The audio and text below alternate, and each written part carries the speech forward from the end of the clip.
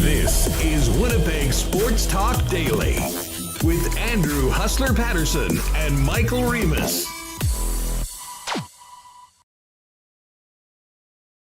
Hey, what's up, everybody? Welcome to Winnipeg Sports Talk, a real live game day edition today. What's up? Jets on the road tonight with a very interesting lineup taking on the Detroit Red Wings. First game action for Winnipeg since last Thursday and that very tough night at the Pepsi Arena in Denver against the Colorado Avalanche. Welcome to Winnipeg Sports Talk. Andrew Hustler Paterson with you, along with Michael Remis. And we've got a very busy show today.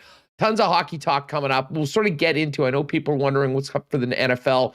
We'll focus in on that tomorrow. Maybe get Hacksaw or Mo Khan for some thoughts on the wild card weekend. Of course, tomorrow before Winnipeg Sports Talk, I'll get together with Dustin Nielsen for our playoff edition of the Lock Shop. Make sure to subscribe to the Lock Shop if you haven't already on your favorite podcast feeds. And Hacksaw will join us tomorrow, so we'll definitely get a full lay of the land heading into the first super wild card weekend with Hacksaw. But today, tons of hockey. We got Dave McCarthy from NHL.com and, of course, the host of the Sunday Brunch on Sirius XM NHL Radio joining us. And Tim Campbell will pop on the program as well. Be real interesting to talk to Tim. He, of course, covers the Jets, Calgary Flames, Edmonton Oilers. Lots of smoke out of Edmonton right now. They haven't played very many games, much like the Winnipeg Jets or Calgary Flames as of late. But lots of talk about a pending contract with Evander Kane, a potential suspension to Evander Kane.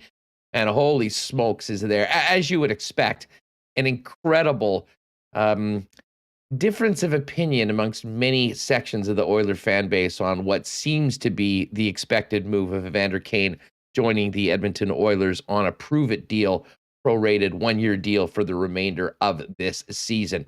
And we're going to talk to Dan Fink as well. As long as things work out with the Moose, they're heading to Grand Rapids right now. Moose, I don't even know how Dan called the game last night. There were so many new players in the lineup, but didn't matter. Shutout win for Mikhail Burden. Moose get another W.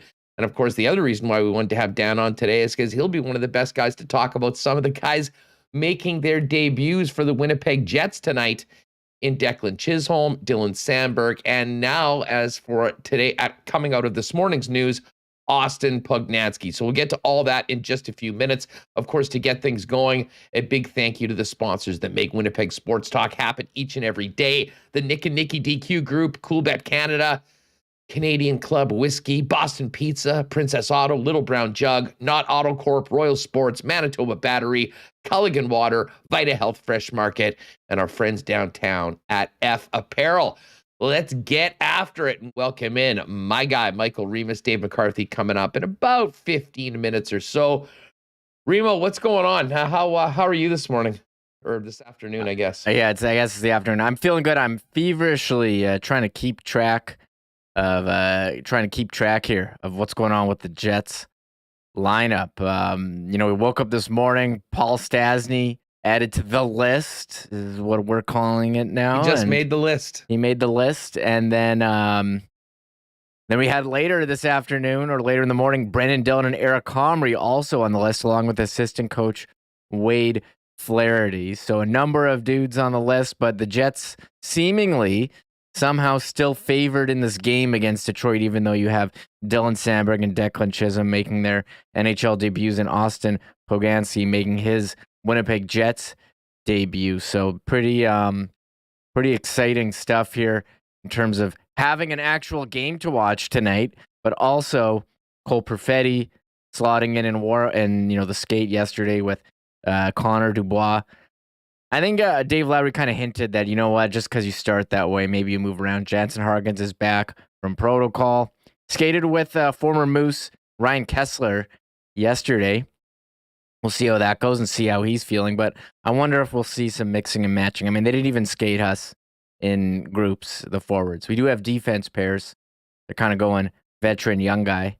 Although Morrissey DeMello is still a pair, but Sandberg, Pionk is the other one. Chisholm, Schmidt. It's kind of the rundown of what's happening. Oh, yeah, David Gustafson. Everyone's asking about him. Gus Bus will be in the garage for not coming out anytime soon. Further repairs for the next little while. Your bus won't be ready. If you're calling the shop right now, sorry, we're still looking for parts. There's still some more work to be done. One of the mechanics is on the COVID list right now, so don't expect the Gus bus to be out of the shop anytime soon. So let's just review for a moment. First of all, so this morning we found out that Paul Stastny has been added to the COVID-19 list, as well as Brendan Dillon and Eric Comrie have now tested positive for COVID. So Mikhail Burden, the Birdman, who had his played great last night, and again, we'll talk about this with Daniel Fink coming up a little bit later on in the program towards the end as the Moose are traveling right now to Grand Rapids. He will dress as the backup to Connor Hellebuyck.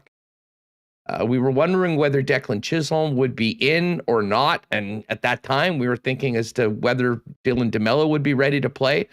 Well, regardless, he's in right now because Brendan Dillon is on the list, as we just mentioned. Obviously, Eric Comrie not able to back up, so Mikhail Burden is in on that spot. So here's how things shake down going into tonight's game. We'll get into lines in a minute, but here are the players that are available for the Winnipeg Jets. Yeah, okay. Scheifele, Connor, Dubois, Kopp, Lowry, Harkins, Toninato, Vesalainen, Svechnikov, Cole Perfetti, CJ Cease, and Austin Poganski. Poganski, I think many of us, myself included, thought that Jeff Malott might be the next guy up, but that wasn't the case. Malott will be the extra forward, we presume, unless someone else makes the list or gets hurt before the beginning of the game. So how that all shakes out, well, we'll get to that and we'll discuss kind of what the lines may look like. Defense, as Remis just mentioned, Josh Morrissey's in, Neil Pionk's in, Nate Schmidt's in, Dylan DeMello presumably in, and what will get her Dylan DeMello, who knows, because he's just gotten out of COVID protocol and joined the team there in Detroit after spending the week in Denver, and Dylan Sandberg and Declan Chisholm, who will both make their National Hockey League debuts tonight. And Mikhail Burden's going to get a chance to back up. And the guy in net that may have even more responsibility in his shoulders than he normally does is Connor Hellebuyck. So a lot to wrap your head around for fans. And Remo, you can only imagine what Dave Lowry is dealing with right now heading into a game that, let's face it, the Winnipeg Jets need to have. I mean, we went through the schedule yesterday. We went through the standings right now with where they are in the Central Division as well as in the playoff race. You can't win games that you don't play, but holy smokes. I mean, if things continue to go the way they are with the amount of time off the Winnipeg Jets had, I mean, we could be talking about a real significant amount of space the Winnipeg Jets need to make up when they start playing hockey games tonight. So, they got to get this one. I mean, next week it is I've been talking about it all week. This 4 games in 6 days, meat grinder of a road trip, playing 4 of the top teams 3 of the top teams in the East, and the Nashville Predators, the top team in the Central, is going to really test this squad. The good thing is hopefully they'll have some players back by next Tuesday. But the bottom line tonight in Detroit, Remo, is it is all hands on deck at Little Caesars Arena. A very important 2 points for the Winnipeg Jets. And no one's going to be complaining about lack of opportunity tonight, because with the amount of guys out of the lineup right now, certainly it's time for some guys to step up, some regulars to maybe take on even more of a load, and a huge opportunity for some young guys that might get a chance to play far more than they normally do. Yeah, I mean, opportunity knocks. Here we go. Dylan Sandberg waiting for him to get his opportunity, and Declan Chisholm as well. And Austin Poganski is leading the Moose in scoring. And I see a lot of people in chat asking about what numbers are these guys wearing. They're not even listed on the website. This stuff is happening so quickly. Dylan Sandberg is listed as number 54, Studio 54. I don't know. And the other 2 guys I mentioned, they're not on the roster. So. Pretty crazy. The one crazy thing, Huss, to me is that I was looking at Dom's projections. I don't know if he's accounted for all of this, but He's got the Jets as a slight favorite, and the odds on Coolbet. I was shocked that Detroit was an underdog. They were plus 116 before.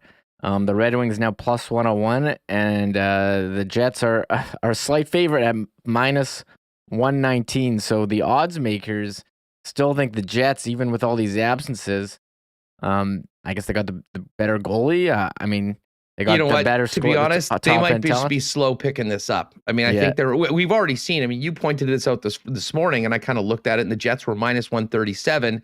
And now, as more of this news is leaked out, people are obviously betting the Detroit side of things, and the Jets have come down to minus 119. So if you do have faith tonight, you're wanting to put a sprinkle on Coolbet, I'd wait. I have a feeling that this number is probably get a little closer to a pick 'em as we get closer to game time, as more and more people realize just how depleted this Winnipeg Jets roster is tonight. So I mean, Studio 54, by the way, that's kind of a funny nickname for Big Dylan Sandberg. As far as the other guys, with numbers, like I don't even know if the Jets know what numbers they're playing. They're probably looking into the jerseys that they have with them right now and going, okay, who can we get a name bar on for Declan Chisholm and Austin Pagansky, who was going to get the opportunity to play tonight. He's just joined the club, going to get taken off the taxi squad, join the team right now. So it might be whatever jersey they have with them on the road is what he'll wear. This won't be Pagansky's first NHL game, though. He does have 6 games of NHL experience before. We thought that Jeff Malott might make his NHL debut tonight, but as of right now, it doesn't seem that will be the case. And from my perspective, we've talked a lot about the Perfetti getting a chance with Connor and Dubois over the course of this week, partially because there hasn't been much else to talk about other than practice and guys going on the COVID list. But it certainly is exciting to see Perfetti getting an opportunity to play up in the top 6. And I'll tell you what, this is a glorious, glorious chance for Cole. Because it's not like some of the other games where maybe you get a chance there, and if it's not working, bang, there's a more veteran or experienced player to jump right into that mix. But with Stastny being out, I mean, it really, really shakes things up because I think we did think that, they would have at least 3 pretty solid lines as Svechnikov was playing along with Adam Lowry, and Stastny was with Kopp and Scheifele right now or in that top line. But with the absence of Stastny, I would assume that moves Svechnikov up. And, whether they go Svechnikov with Kopp and Scheifele to begin and continue what they've been practicing with Perfetti playing with Dubois and Connor, I could also see that switching quite quickly. Maybe Svechnikov ending back with the guys that he has played before in Connor and Dubois. And that might mean Cole Perfetti getting an opportunity to play with Mark Scheifele. And I think there'd be a lot of people that would be here for that. Bottom line is, as I said, it's all hands on deck right now. And I think there is significant pressure. This is a game. We'll talk a lot about the guys making their debuts. Let's face it. Connor Hellebuck has to have a great game. Mark Scheifele, Kyle Connor, Pierre-Luc Dubois. These need to be the guys that drive this Winnipeg Jets team, hopefully to 2 points tonight, because, man, this team needs it. We'll have another 4 or 5 days off before beginning that road trip next week in Washington. And it is a bit of a murderer's row of teams that they'll be playing on the road without a lot of hockey over the course of the past 3 weeks. Yeah, the Jets, as you said, next game, Washington Tuesday, and then Nashville, who's playing very well. Huge favorites tonight against Buffalo. Watch out for them. Boston, who's been hot, and Pittsburgh as well, just got Malkin back. So that's the next road trip. Another weekend off. They'll be back Tuesday, as you said. But yeah, I'm kind of interested in how these lines are going to shake out. I think one thing you can take away is, hey, you got 2 NHLers on your top 2 with an inexperienced player. So either it's going to be Dubois Connor with Perfetti or Svechnikov. The Lowry kind of hinted he may move things around, and then Kopp and Scheifele are a pair. On the third line, you have Lowry on his own, and the fourth line, well, that's your inexperienced line. So I would think that the top 6 are going to get a lot of minutes. No reason not to empty the tank, Huss. I mean, these guys, we're in the NFL schedule. You're playing 1 game a week. Just let it all out. And I think you'll probably see some. I'm curious how the minutes are going to shake out, to be honest. Do you just ride those guys as hard as you can? You don't play again until Tuesday. I don't see a reason not to. And also, I mean, Harkins, what's he going to be like? He's in the list, the protocols. Same with DeMello. How are they going to fare? And, these young guys looking to make an impact as well. So there is a lot of intrigue if the Jets we're a reality show, and you did it, tune in once a week to see how it was going to be. What's this episode going to look like? And I think a lot of mystery about the outcome.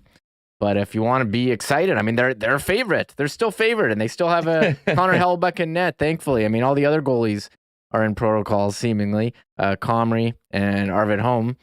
So, I mean, I don't know. This should be interesting for sure. Okay, who's now? And this is, I mean, I guess somewhat of a morbid discussion, but it is where we're at right now. And the good news is these guys are all vaccinated, they're boosted, they're all healthy. I mean, we haven't really heard any significant symptoms or serious symptoms amongst really any NHL players this year, at least with the Omicron, and that's a positive thing. But where are we at right now for Winnipeg Jets that haven't yet got it this year? Oh, Mike had the list. Hold on. This is actually good to keep track of. Well, it is because, again, I mean, I don't want to diminish the fact that, these players are testing positive for COVID and so many others are, but, we're getting to the point where I think there was an estimate yesterday that like 40% of the city has it right now. So it is a reality that so many people are dealing with. And, again, you want to keep this in mind. This is a serious health condition. It's screwing up the entire world. But just focusing from a hockey perspective, from the Jets perspective, once guys get it and test positive and come off the list, they're pretty much clear for about 3 months. And we sort of joked about the Flames with everything they went through in December. Might put them in actually, ironically, a bit of a good situation going forward because they know that, their guys have had it already and they won't be dealing with this going forward. Whereas the Jets have had, just sort of a piecemeal added to the list. Scheifele and Wheeler early on, and then, of course, Ehlers, and now this entire crew that we were afraid would be getting on. So here it is. Mike McIntyre's got it up. Here are the guys that have entered COVID protocol: Scheifele, Wheeler, Kopp, Vesalainen, DeMello, Harkins, Ehlers, Holmes, Stastny, Beaulieu, Heinola, Reichel, Stastny, Dillon, and Comrie. 2 very important players that haven't got it so far, that need to be protected at all costs. Connor Dubois. Yeah, exactly. Luke Dubois and Kyle Connor. Put those guys in not bubble wrap, in an actual bubble when they're not there right now. And when you look at, obviously Adam Lowry hasn't hit that list so far this year. He's a very important player. Kopp and, Harkins had. And then you get down to the 4th line. David Gustafsson has not been on the list, I don't believe, yet with the Manitoba Moose. I could be wrong on that, but of course he's on the shelf right now. And, many of these other players coming in and taking advantage of those opportunities. 2 coaches now, as Mike mentioned, Matt Prefontaine and Wade Flaherty have done it. So Charlie Huddy and Dave Lowry, Jamie Compound right now still haven't hit on the list. So, I hate to say it, but I kind of called this last week. I mean, it's the minute you got one guy getting it right now in the midst of Omicron, where it seems to be everywhere, it was likely that there was going to be some more positives, and that's exactly where we're at right now. I mean, I guess it's good news that this game is going to be played. Certainly from a fan perspective, everyone's dying for a game to watch and be able to talk about right now. But I'll tell you what, this is about as shorthanded a Jets team as we've seen in a long, long time. But they're not the only team that have done it. Tons of other NHL teams have been in a similar situation. And there's a lot of guys that are going to need to step up tonight if they want to get a very valuable 2 points. Yeah, and we're getting a lot of questions in chat about what does the Red Wings team look like? As far as I can tell, Huss, I mean, looks like they've got their squad in here. Just bringing it up, we got Bertuzzi, Larkin, Raymond, who've been very good. Fabry, Suter, Zadina, Nemesnikov, Rasmussen, Ernie, Giovanni Smith, Veleno, Sam Gagne, still in the league. Sam Gagne, Jordan Osley, Moritz Seider, watch out for him, the big rookie. Nick Leddy, Phil Roenick, Mark Stahl, and Gustav Lindstrom. So, I mean, maybe after looking at this roster, I can kind of understand why you might consider the Jets as favorites. I mean, as far as top-end talent goes, you still got Connor, Scheifele, Dubois, Hellebuyck. I don't know, maybe I'm coming around here on the Jets. They're playing the adversity card tonight, and a couple narratives.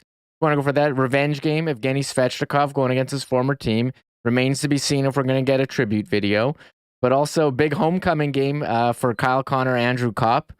I saw some people saying, hey, take the Kyle Connor the score prop tonight, and Connor Hellebuyck as well. I believe he's from around the area too. So a couple of Michigan guys. So we talk about Minnesota Mafia. What about Michigan Mafia? There's a nice group there. Well, I mean, listen, let's start off with the revenge game narrative of Evgeny Svechnikov. Cast aside by Steve Yzerman and the Detroit Red Wings, a first-round pick saying, you know what, we don't want you anymore. Go wherever you can go. And he ends up getting, basically being a reclamation project for the Winnipeg Jets, which has gone well for him and the team so far this year. I have not seen, and I don't know, maybe I just don't go down that low often when looking at the goal scoring props for these games, but Svech is plus 395 tonight, Remis, to score a goal tonight.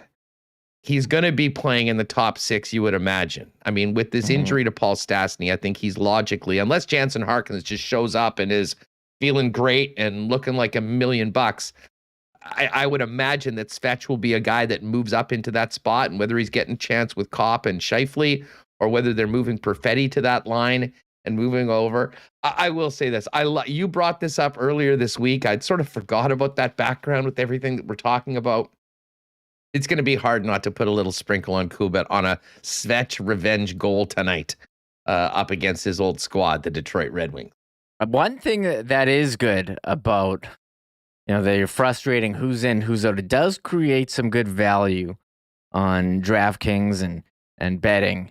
If you're on top of the news, you can take advantage of who's in, who's out, and putting some dollars there. So if you're quick, I mean, you could have got Detroit as a bit of an underdog. They're kind of getting closer together. And as you mentioned, Svechnikov, hey, plus 395 to score. You've seen a shot. He doesn't have too many goals this year. I think he's got like 3.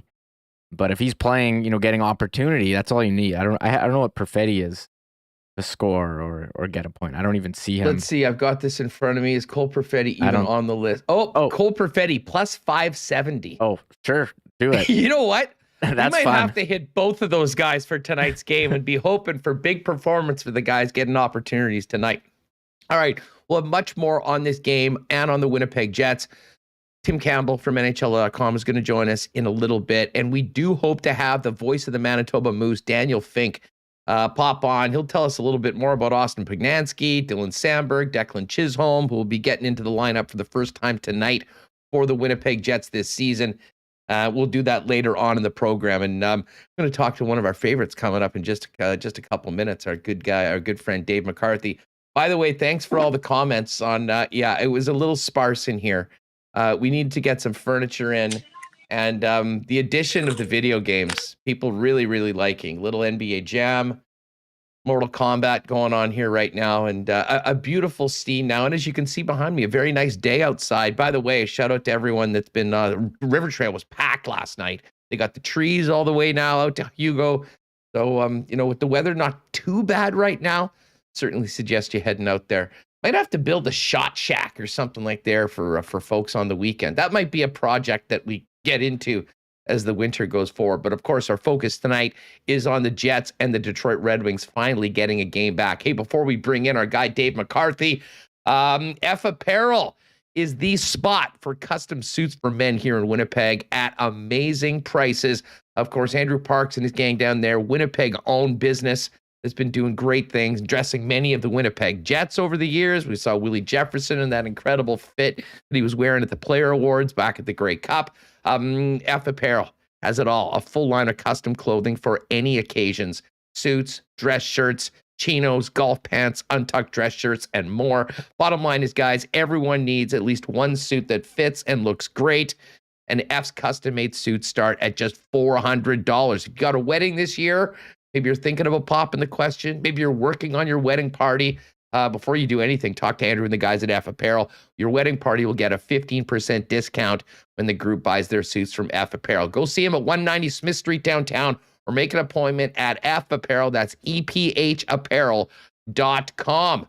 Man, I'm feeling good, actually. I've been drinking a lot more water, taking it a little easier. Now, I haven't got a complete sober January. That's always a very difficult thing to do with the NFL playoffs. But if you are doing that, Vita Health has so many products for you to make it a little easier. Great non-alcoholic beers from Sober Carpenter and Neil Brothers, Soul Brew Elixirs, Boreal Botanicals, and clever mocktails. And maybe you're dipping your toes into the waters of a vegan diet. talk to the experts at Vita Health. They'll help you out and guide you to some great products, including Tofurkey, Field Roast, Gardein, the Very Good Butchers, Light Life, Beyond Meat, and more. Vita Health, of course, stocked with Winnipeg's best selection of local, organic, and natural groceries, supplements, and beauty products, all at great prices. And tell you what, they've got great products as well to help you consume all of that. Shakers, bottles, whatever you need, Vita Health has it. And of course, you can also join their exclusive Vita VIP list by texting Vita VIP to 1-877-630-1970. 7 Winnipeg locations, including the newest store in Linden Ridge, and online at myvita.ca. And as I mentioned, if you want to be healthier, it all starts with water. I've been drinking a lot of from our friends at Culligan. And the Culligan Water folks have been doing it, family owned, for 65 years here in Manitoba, is the go-to company for all things water. Whether it's water softeners, filters, bottled water coolers, whole home systems, drinking water systems, or city-wide water delivery services, the Culligan man can make the trip to your spot and get you taken care of. And if you're thinking about something for your business, an incredible selection of commercial and industrial water products and solutions. If you've got any sort of water needs, you know where to start. Start at Culligan, 1200 Sargent Avenue. Give them a call at 694-5180. Tell them your boys at Winnipeg Sports Talk sent you, or check them out online at drinkculligan.com. All right, it's been a minute since we've had Dave McCarthy join us, one of our absolute favorites on the show. And, it hasn't been very many games lately, but we've got a lot to talk to Dave with when we get him back. I believe we just sort of lost him. We'll see what's happening with Dave. Maybe we have to phone him. We've had a few internet issues with Dave. Although earlier, especially when we were talking all summer, Dave would also be kicking back in his yard. Probably doing it off Wi-Fi. So not too interesting. All right, so we're going to hopefully have Dave coming up. We'll definitely touch on the latest with Evander Kane. And I have to say, there was only 3 games last night, a couple early ones. I certainly did get into the late game with the Leafs and the Arizona Coyotes. Big upset win for the Coyotes. And the Toronto Maple Leafs, I know there's a lot of Jet fans watching that game last night that had to have a few laughs because the Leafs got Vamelka'd, as the Winnipeg Jets have been, they got full-fledged Vamelka'd once here in Winnipeg. And then Vamelka almost did it again to them a couple weeks ago in Arizona. But lots to get to right now, both in the Eastern Conference, the Western Conference, and thank God we've just got some Canadian teams playing again with this Jets game tonight. Let's see if Dave can hear us right now and join us now on Winnipeg Sports Talk. Dave McCarthy, what's up? How are you, man? I'm doing all right. What's going on, Huss? Well, what's going on is we finally, for the first time in a week, have a game day edition of Winnipeg Sports Talk. We had to go all the way back to last week in Colorado. Thursday night, Jets had 3 games. Before that was another 2 weeks off. Listen, if you're a fan of a Canadian team, if you are covering a Canadian team, it has been an absolutely bizarre last 4 or 5 weeks as the virus just continues to wreak havoc everywhere, but seemingly affecting teams far more north of the border. Yeah, it has been not ideal, and it kind of feels like you're starting a new version of the regular season at this point with teams getting up and running again, having been essentially shut down for the better part of 3 weeks. When you go through that kind of a shutdown, any momentum that you'd built up in advance of that is gone. And you say, I mean, it's not saying it's gone for good, but you have to redevelop it. It's not like carrying it over from one day to the next day, a couple of nights later. You've got to redevelop it. And some teams we're seeing have a bit of a tougher time doing it. For instance, the Calgary Flames have lost 3 in a row. They've slipped right out of a playoff position in the Pacific Division, in fact, in the Western Conference entirely, after starting out the season quite effectively. So it is interesting. It's going to be a test. And right now we're seeing a lot of Canadian teams go through it. Well, the Jets are going through it right now when it comes to, and it's been sort of piecemeal. Like we were speaking earlier about Calgary, and in one respect, they were first up and they got absolutely throttled by the virus. I mean, it went through and essentially hit in very quick fashion pretty much the entire team and the entire organization. That might help them out, ironically, going forward, in the fact that they're not worrying about all this. Whereas Dave, and we just went through this list of the Winnipeg Jets, was Shifley Wheeler at the start of the year, was Nikolai Ehlers earlier this week. Then it was 4 guys, and now there's another 3 more today. With the way this virus is spreading, it's hitting everyone, but I guess when it hits you can affect teams more than others. Jets are going to have 5 days off, I guess, in between this game, or 4 days off, and then start a real tough 4-game road trip out through the East. And I mean, it's really just a survival game right now for a lot of teams, and Winnipeg, for the first time, really being hit by it as hard as they have at any point this season. Yeah, there's some teams that, quite honestly, you entirely forget about. Like Vancouver went over a week between games once they got back up and running again. They played, I think it was the 2nd or 3rd of January, that Saturday. Then they didn't have a game scheduled till the following Saturday. That got postponed, and now they're just getting going again. Edmonton, it's like I can't even remember the last time they played. I think it was against the Maple Leafs early last week. Winnipeg, I forget about the Jets. Like they've been out of sight, out of mind, it seems, for quite some time now. So it's going to be really interesting to see what this Jets team has in store, because, I mean, I'm sure you're not the only one, Huss, who's been looking at the standings lately. It's not all that encouraging to see the position the Jets are in right now. And with some teams that have picked up some steam ahead of them, they got to go on a bit of a run right away here to make sure that they don't dig themselves too deep of a hole, so that I know they'll have some games toward the end of the year that will get made up. But I'm always leery when people start talking to me about points percentage. I don't really subscribe to it, to be quite honest with you. I'm not interested in points percentage. I'm interested in points because, okay, yeah, you've got games in hand.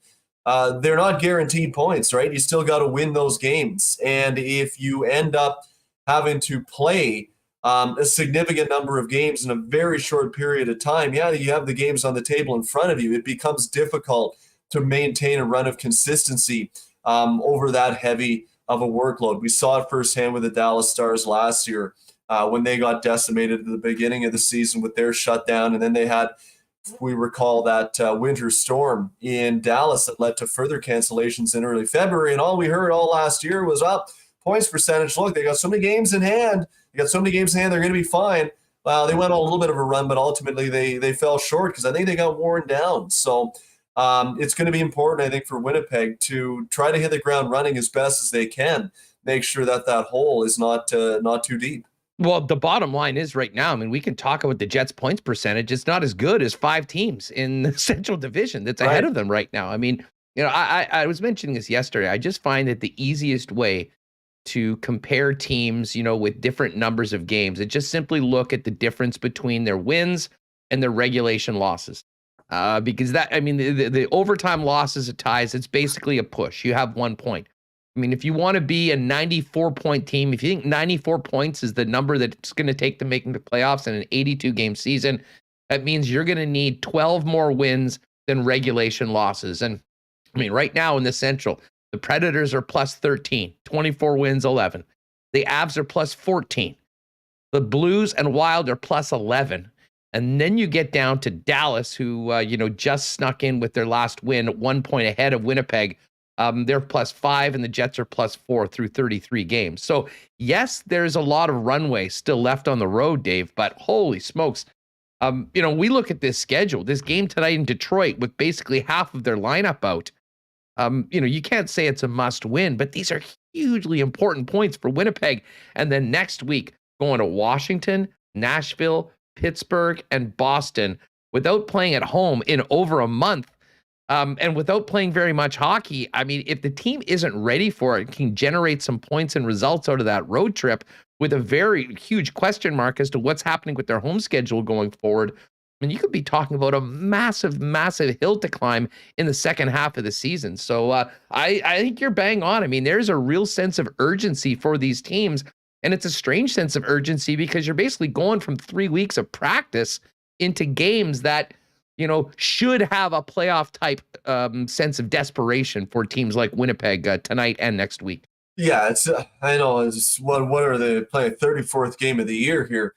I mean, no game really is must win 34 games into the year, but against Detroit, right, when you see the position that the Jets are in the standings, I mean, it pretty well is. You can't afford to give up 2 points when you're in the position that you're in. Like Toronto lost to Arizona last night. I mean, it's a tough look. You lose to Arizona, but, the Leafs can afford it right now, right? I mean, they're in a comfortable position in the Atlantic Division. The Jets can ill afford to lose to a team like Detroit, who, quite frankly, has been, I think, pretty good by and large this year. I think it's a real nice foundational year for Detroit. You're seeing some youngsters come into that lineup, take on responsibility. Maurice Sauter, Lucas Raymond, they're hanging in the mix. They're not going to make the playoffs, I don't think, but they're not a doormat like they were last year. So it's going to be a tough test for this Winnipeg Jets team.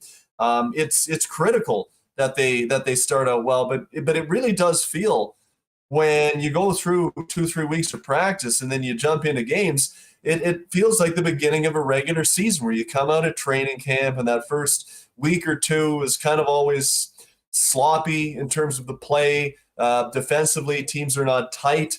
They end up seeing a lot of high-scoring games, which, you end up rolling the dice on those type of games. It seems to become like last goal wins type of thing in a lot of those games. And right now for the Jets, like I said, it's going to be a tough test. They need to make sure that they have a successful road trip here and come back. They're not just 500, but above 500, because it's not about maintaining. They got to make up some ground right now.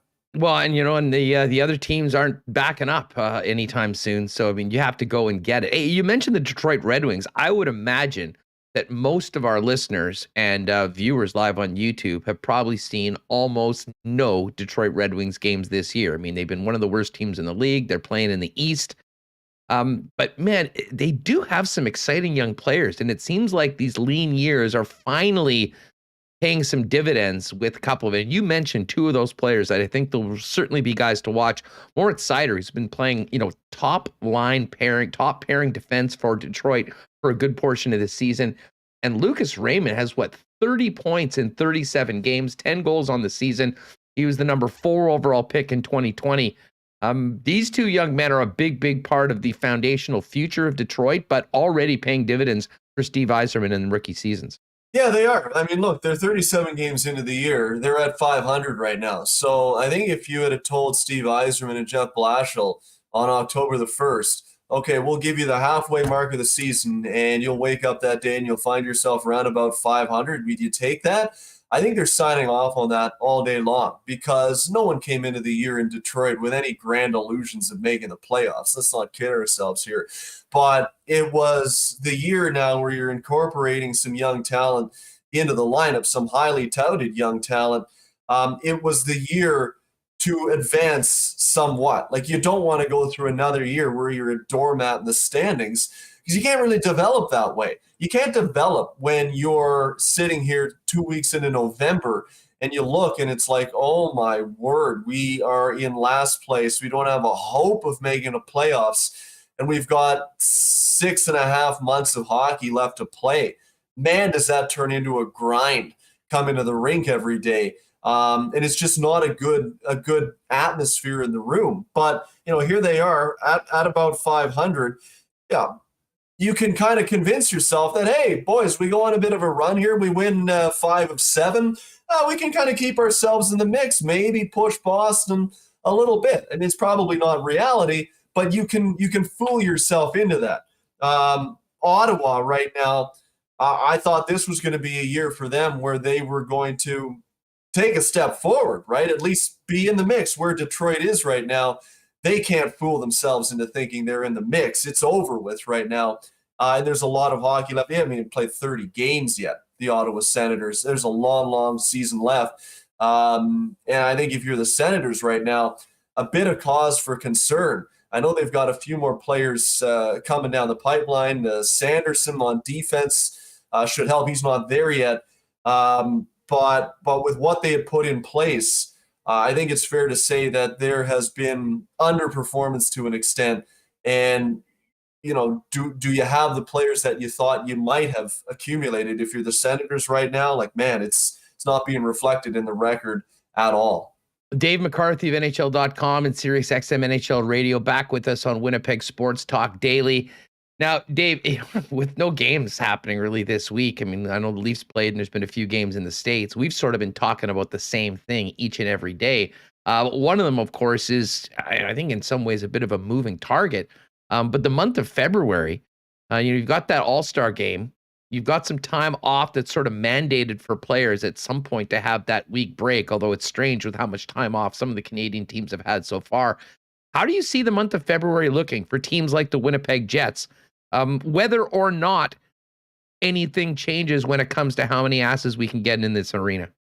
Well, I think it's going to be busy, really. I mean, I understand why they've been postponing games from more of an economic standpoint than anything else these days. They want to try to, as you said, to get bodies in the building, because bodies coming through the turnstiles equals money coming through the turnstiles. And the Canadian teams, the 7 Canadian teams, are responsible for driving a fairly significant percentage of the overall league-wide revenue. And to have those games being played with no money in the till, that does no good for the business. Everyone who complains and whines to me about the salary cap and how much they hate it, well, look, I hate to tell you, the salary cap is not going anywhere. And the only way it's going to go up is if the revenue goes up. And the best way for the revenue to go up is to have full buildings in Canada, where the buildings are, 1, full, and 2, you're charging a lot of money for every seat in those buildings. So I get what they did. It made sense, but they're at the point now come February where if they want to play 82 games, regardless of people in the seats or not, they're at a fork in the road. In other words, they got to start playing the games, or an 82-game season is going to become untenable. I think it's going to be busy in the month of February. I mean, what was the break slated to be? Like 21 days, more or less? So, I could see Canadian teams jamming in 11, maybe 12 games during that stretch, probably 2 or 3 sets of back-to-backs, and then playing every other day in the remaining stretch of that time to try to get as many of the canceled games, postponed games in as possible, so that come the end of February and into March, you can kind of stick on the schedule as it's outlined. But it's going to be it's going to be a really difficult run for a lot of Canadian teams, especially like we talked about, teams like the Jets that don't have the luxury of being in a comfortable position in the standings at the moment. It's only, I mean, listen, we're at the 13th of January. We'll get through this weekend and we'll be on the back end of January. I would imagine that we're going to need to have some sort of announcement at some point of at least a partial rescheduling of games. And the unfortunate thing for teams like the Winnipeg Jets is that, that could mean even more losses for the hockey club, because I don't certainly see anything changing around here anytime soon with the way these numbers have exploded. So anyways, and it's something that we'll be following. I'm sure we'll have some more clarity from the National Hockey League, at least somewhat, maybe as early as next week with and that poor schedule maker that works all summer to get this thing done. It's like right back to the workshop, pal. Yeah. Here's half the games in the last month and a half that needs to be put together. Those folks need a raise in the worst possible way. No doubt about it. All right, the other topic that just never seems to go away, and it's maybe been around here a little longer than other places, of course, the natural Evander Kane. What are you hearing right now? It sounds like the Oilers are the team, but a bit of a holdup right now because of another potential suspension that could come out of his decision to travel to Vancouver, which I believe was the linchpin for the Sharks, feeling that they had justification to terminate his contract and withhold $22 million and get all that cap space back. Yeah, I'm actually, quite frankly, staggered that we're talking about teams, it sounds like, crawling over themselves to get an opportunity to add. Do we believe that for a minute, or is that just his agent floating a bunch of stuff out? Like, I'll be honest, about 20 teams were kicking tires. So really? And is Edmonton the one spot? I mean, we know how desperate Edmonton is. And I mean, and they're in such a bad situation. I mean, it kind of does make sense because they need to salvage this. And I think they think that he can legitimately help on the ice. But I mean, what about Tampa? What about Florida? I mean, those are sort of those guys that, there's enough contending teams that they thought that this guy could help them win and they could handle it. I think they really would be there. And I think Evander might be thinking about some other spot, but it certainly seems like it's Edmonton and that's it. Yeah, it's possible. You can never really take in these situations what an agent says is at face value. You got to take it with a grain of salt. But, look, some very reputable people have reported that there has been some significant interest in Evander Kane. And when guys like Elliot Friedman say so, I'm inclined to believe what he has to say. Obviously, not only talking to the agent, but sources within organizations as well, which would corroborate both sides of the statements. But even one team, and I guess what it comes down to is really all it takes is one to give a guy another chance. In this case, chance 8 or 9 maybe. But it just seems to me like if you're Edmonton, they're in a tight spot right now because I don't think they're a player away from being a contending team. I really don't. Unless that player's Marty Brodeur. Well, yeah, circa 2008 maybe. Yeah. Because, look, they need a goalie in the worst possible way. Everyone tells me about Mike Smith and how good he is. Well, firstly, he's only good to me when he's on the ice, which is not all that frequent. And quite frankly, when he has played, the numbers have been okay, but there have been some goals that he lets in that are just back-breaking goals. Like the goal he let in the other day against the Maple Leafs where it went off the end boards, off his skate and in.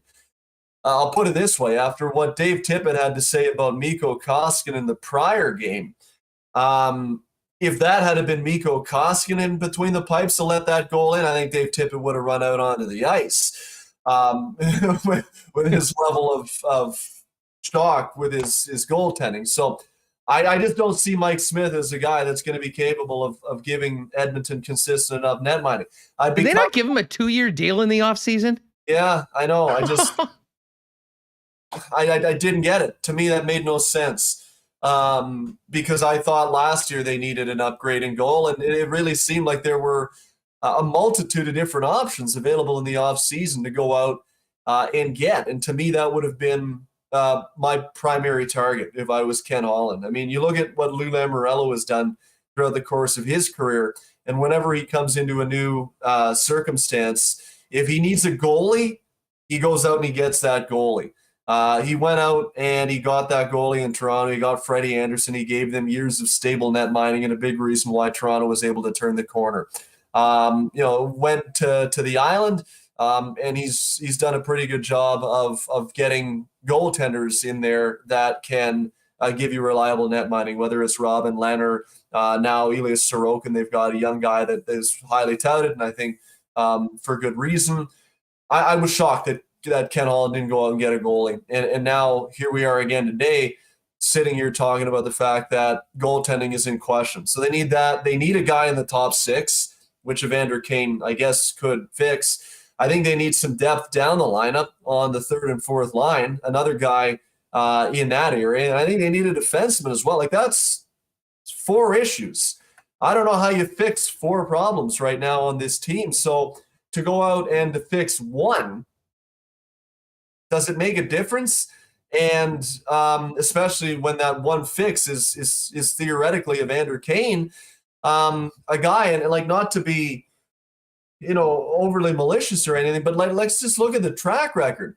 Everywhere he has been, whether it's been in Winnipeg, whether it has been in Buffalo, whether it has been in San Jose, it has ended poorly. Why are we inclined to believe at this point that it's going to end differently this time around? The track record would suggest otherwise. And to me, I wouldn't be willing to inject everything that comes with Evander Kane into my room because I don't see it ending in a positive fashion, especially when you have several other holes that you need to go out and try to address, which I don't think you can in season. Dave McCarthy's with us. Dave, just while we're staying on the Oilers, Connor McDavid spoke yesterday, and it sort of said, hey, if the fans don't like it, the media doesn't like it, it's sort of too bad. There's, they need to win hockey games, and he is getting dragged for it. Fair or foul? Foul. They got to win hockey games. I'm kind of sick and tired of the moral high horsery of so many people. Like, at the end of the day, if they feel he will help them win hockey games, and there's a deal there to be made that is equitable from a financial standpoint for the Oilers, they're going to go and do it. Look, we heard people lose their minds about Tony DeAngelo when he signed in Carolina this past off season. Everyone's going to give up their season tickets in Carolina. Oh, they had such a nice family atmosphere developing on that team for a couple of years now. They've gone out and they've ruined it. They've ruined it now. It hasn't been ruined. They've still got a heck of a thing going in Carolina. They've got strong leadership. They got a good coach in Rod Brindamore. You're going to go challenge Rod when he tells you how it's going to be? I don't think so. It's worked out well, and I'll credit Tony DeAngelo. He has done his job as asked. The sideshow, from all I've heard, has been kept to a minimum, and by minimum I mean essentially nil.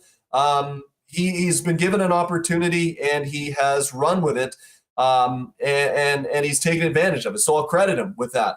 But I don't hear anybody complaining about giving up their season tickets anymore. So I don't. I think it's ridiculous to blame Connor McDavid and to drag him for his comments, because guess what happens if the Oilers continue to lose games? One, Connor McDavid's not going to be very happy, and then two, you're going to get the same pigeons that'll start saying, "Oh, look at this McDavid guy. He never wins anything. He's no good."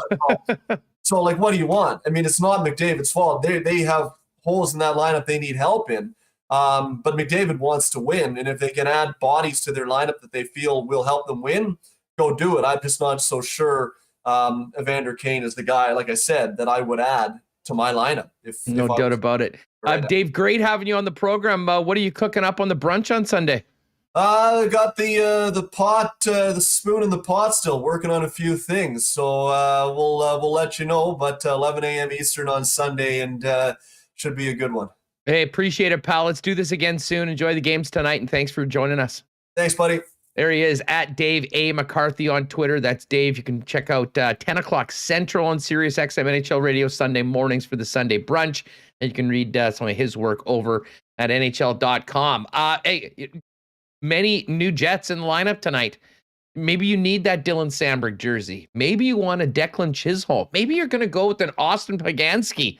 I can tell you, wherever you need when it comes to Jets merch, you know where to start. Our boys over at Royal Sports have you covered. The biggest and best selection of Jets gear from all makes and models over at Royal Sports. Tons of Bomber Championship gear and a great selection of NFL gear if you need to top up the collection before your team hits the playoff gridiron this weekend as a part of Wild Card Weekend. Of course, hockey's still running strong here in Winnipeg.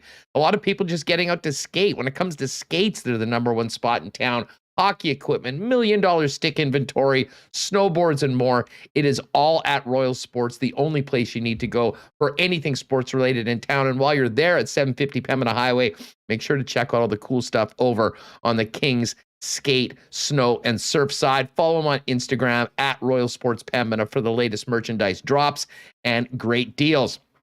It is going to get a little colder again, and right now we're in the deep freeze of winter. You know who will get you powered through the winter? Our guys over at Manitoba Battery. Donnie, Kimbo, the Godfather, they're already waiting for you. They'll be able to take care of you in person at 1026 Logan Avenue, or you can give them a call at 783-8787 and get that battery you need it delivered to you if the car isn't running. Of course, they've got so much more than just automotive batteries at the best price in town. They're also powering your sleds. And of course, as we get closer to spring and summer, a lot of those toys we can't wait to use, also powered at Manitoba Battery. Check them out online at manitobabattery.com for all of their products and services. Don't waste your time paying extra at the big box stores like Costco. Shop local and do it over at Manitoba Battery. And speaking about shopping local, if you're in the market for a new vehicle in 2022, Why not get into the car of your dreams at a great price with the help of the Not AutoCorp team? Not over at Waverly and McGillivray has an incredible selections of vehicles on the lot. And if there's something in particular that you're looking to get your hands on, they can source it for you and get it here to Winnipeg and have you driving off the lot in it. And of course, they've also just opened the Winnipeg Car Lab, custom striping, tinting, rims, and custom wraps for your vehicle.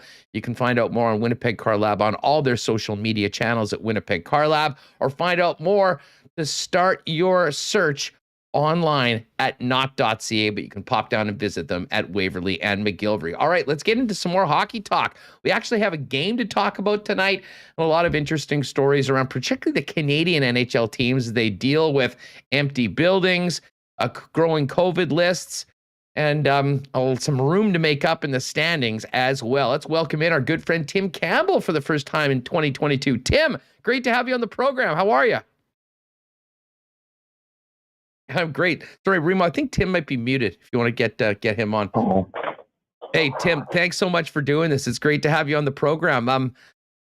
I don't even know where to start with the Winnipeg Jets tonight. I mean, we're so excited to actually have a game to watch and to talk about and to get into tomorrow on the program. But holy smokes, when you look at the growing COVID list, well, certainly it's going to be some heavy lifting for some of the usual suspects in Hellebuck and Connor and Dubois and Scheifele that are in the lineup, and big opportunities for some young players that probably are getting this shot maybe a little earlier and quicker than they expected. Yeah, I think there's a lot of this going on in the NHL right now. Players you aren't familiar with, a lot of players from American Hockey League affiliates, guys getting opportunities to make some kind of mark, whether it be for immediate jobs as soon as everyone's coming back, or raise their stake in the coach's eyes or in management's eyes. So the Jets aren't the only team going through this. I watched some of the Montreal-Boston game last night, and there were a number of players on the Montreal side there last night that looked a bit lost to me, maybe overwhelmed, and it's just that kind of a stage these days with growing COVID lists and the flux of it on a daily basis as well. I mean, the Jets are running into this morning with 3 more guys added, so it'll be a bit of a hodgepodge tonight. I think it's going to be one of those games where, despite everyone's obsession with line combinations and D pairs, I don't think that's going to matter so much tonight as, who's got some jam. And I'll throw this out there. You already sort of hinted at it. I think who's got the better goalie tonight might have a lot to do with it. And it's probably a prime stage in my eyes for someone like Connor Hellebuck to stand right up. Well, I mean, he's the backbone of this hockey club, and if there's a time of the season that they need him to be that Vezina Trophy winner, it starts right now. Because Tim, I mean, if you look at this schedule for the Jets, I mean, they haven't played a lot of hockey. They played on December 19th. They were off for 2 weeks. They had 3 games last week. It's been another week before tonight's game.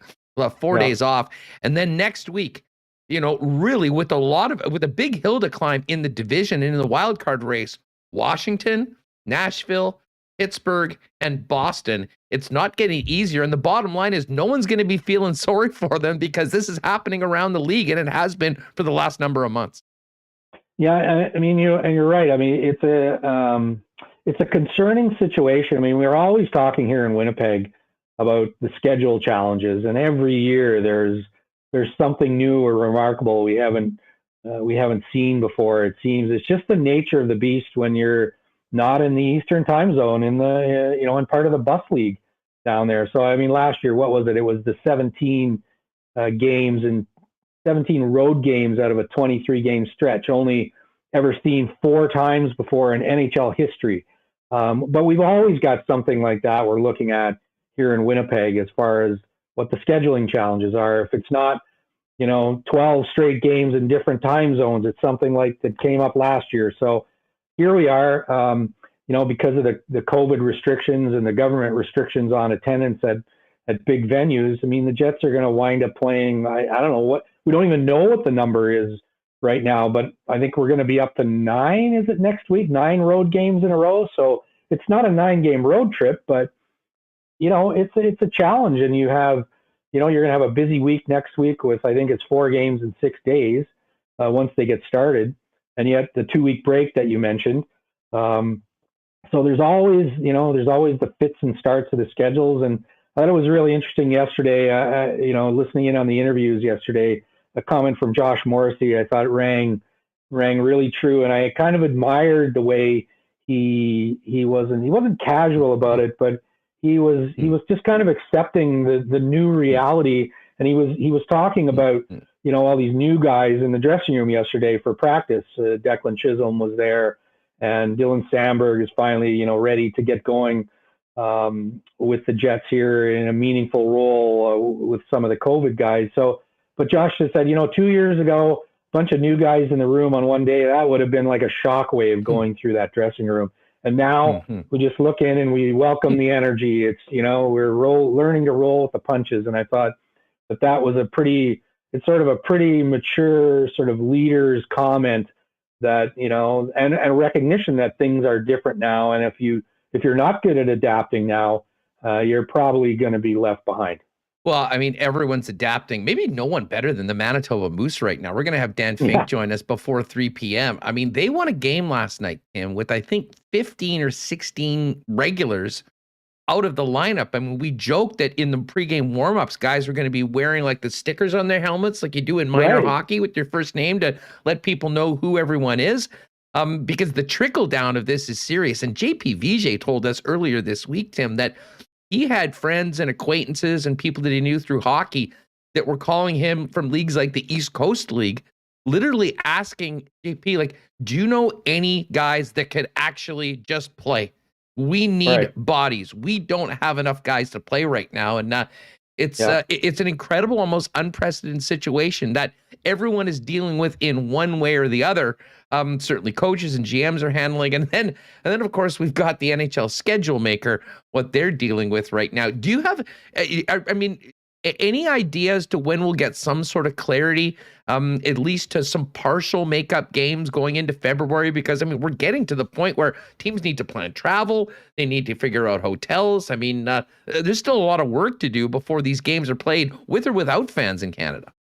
Well, Huss, I've got no inside information for you on that, but I do know how a lot of things work, and I can tell you this that the schedule maker probably isn't getting much sleep these days. I imagine there's a cot in his office and maybe about 6 cell phones on the desk, all with different accesses to probably one for each division, probably.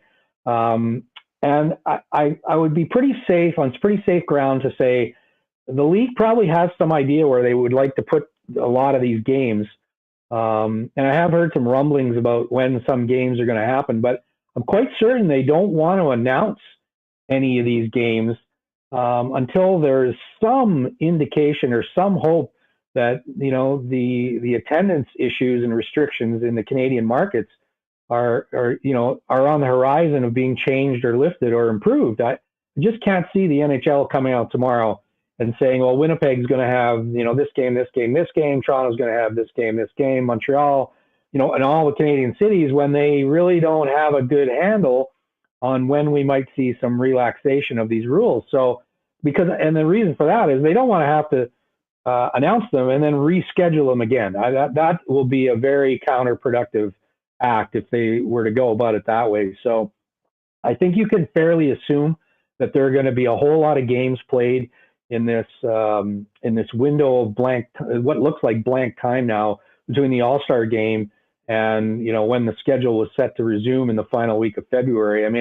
Personally, I've heard some rumblings that the Jets are in some kind of tentative mode here to play on the Monday after the All-Star game. So can't say for sure that game's going to happen, but I'm sure the NHL has got them slotted in to play somebody right out of the All-Star break when we had been under the impression for the longest time that week behind the All-Star game was going to be pretty clear as a break for everyone, players, fans, employees and whatnot. I think all of those breaks are out the window now, and they're going to be trying to jam, games in everywhere, including, I know this will really maybe cut to your heart a bit, but you can expect to see quite an extensive slate of games, I'm hearing, on Super Bowl Sunday, which is normally a day the NHL doesn't take off, but it'll schedule a few early games and then call it a day, kind of yielding the sports fans, eyes to the Super Bowl.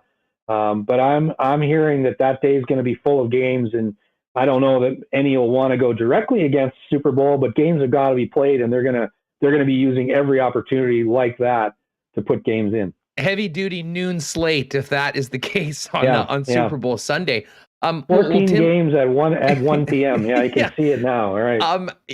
Just on that note, listen, I'm not going to get into any of the politics or anything. We've had enough bad COVID takes on all sides as of late. Thank you.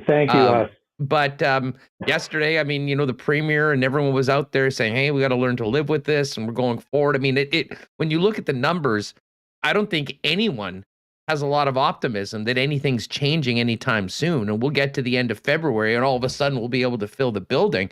Let's just say this goes for another month into February. Is it just going to be, sorry, guys, we've waited as long as we have to, and you're going to be playing some games in empty buildings? Or is it so important that they get some revenue and minimize these losses that they could be pushed back even further or not announced to be played? And then how much does that mean that we might have at the end of the season to be added on? Well, this is the discussion or the debate, or might even be an argument in some places that has no good choices. It's one of these poor debates here where there are no good choices. So, on one side, the league and I would say to you in concert with the Players Association, because really their stake in this is as great. Here are the choices. There are no good choices here, but here are the choices. Well, yeah, we're getting behind Winnipeg and Calgary and Edmonton and Toronto and Montreal and Ottawa and Vancouver. Too bad. We're getting so far behind. You're just going to have to play your games with no fans or very few fans or limited fans. We can't wait any longer. And that puts a big dent in the bottom line, not just for the teams, but also the league and also the Players Association, because every, empty seat is a lost X amount of dollars that, the famous thing of hockey related revenue. It all goes to that. So when that number goes down, everyone hurts, the owners and the players alike. The CBA is 50-50 on HRR. So when games get played in empty rinks, that number is going down. And what does that do? Well, we all know that that's going to either increase the escrow amount that players are going to owe back on their contracts, and or it's going to push down the road farther the amount that the PA has agreed it owes the NHL for playing last year basically in front of no fans. And that 50-50 split has to be made whole at some point. The players don't want that to go any farther down the road. They've already taken the hit on their contracts from last year and the year before. So they don't want to really limit or cancel some of their revenue. They want to play in front of fans. So the inclination might be, well, let's just wait until we can have some fans. But now on the other side of that, what are you going to do? Well, your choices are, let's go into the summer again for a third straight year. We're going to, quote unquote, ruin the summer and not have a regular off season and shrink and condense and compact the off season and, drive even more scouts and managers and hockey staff, crazy, who can't seem to get a break from anything because they have 3 weeks off in the summer, instead of their customary 8 or 10. That's not a good choice. Do you want to play in the summer? Or the other choice then, I guess, is, well, we could make the season 70 games or 72 games or some other number that's less than 82. But who wants that? The players don't want that. That means their contract and their payments will be reduced. The owners don't really want that because, well, it just gets away from this 82 games and making the maximum revenue. That's basically cutting off some of your potential revenue. But if that is the choice, as opposed to going and playing into July and maybe beyond, God forbid, I don't know the answer to any of those, but those are some of the awful choices that, the leaders of the game on both sides, in ownership and the league and in the Players Association. I'm not in any of those conversations, but I know they're taking place, and those are all bad choices So it's kind of pick your poison.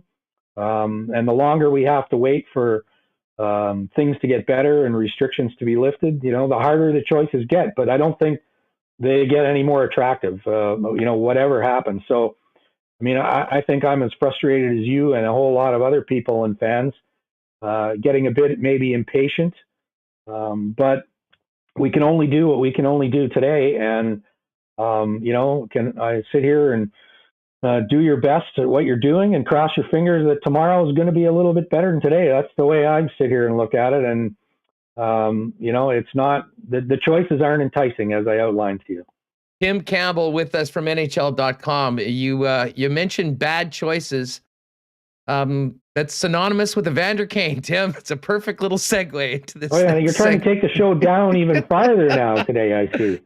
I mean, you cover the Western teams. I mean, first of all, what do you make of the situation? How he is in this spot with this contract terminated, albeit being challenged by the PA, and now a very talented but very toxic reclamation project. And in particular, what do you make of seemingly the reports that the Edmonton Oilers are going to be the team, the desperate team that steps up and welcomes Evander Kane into their dressing room? Yeah, it's a tough one. I don't really think the responsibility for this it only lies with one person. I don't see the league or the Sharks or the Players Association in any way to blame for where we're at with this. So, one person's responsible, and we are where we are. It is going to be a challenge for any team that decides to get involved with this story at this particular point. And here's why. Just generally speaking, we know Evander has many talents. He's more than a useful player and a contributing and an impact player. The problem is that for most pro players and NHL players, and right now he's an AHL player, but for most pro players, they'll spend an average, on non-game day, they're on the ice for an hour. On game days, they might be on the ice for 2 to 3 hours.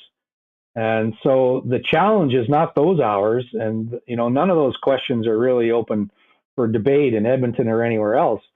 But it's the other 21 to 23 hours of the day that present the challenges. And, a team that can resolve itself, that it can be satisfied with those other hours they're going to be acceptable, then that's their decision and their due diligence to go on. But that's the challenge. It's the hockey part is not the challenge. What does it say about the Oilers that they're the team that is stepping up to Evander Kane? To me, it paints them as the most desperate organization in the National Hockey League. Yeah, I don't believe. I don't really know, but I don't believe they're the only ones. But I think what you said is accurate. It's amazing because, I mean, if this exact scenario was playing out 6 weeks ago, Tim, and the Oilers are near the top of the Pacific Division, do you think that they're even mentioned in this conversation? Probably not.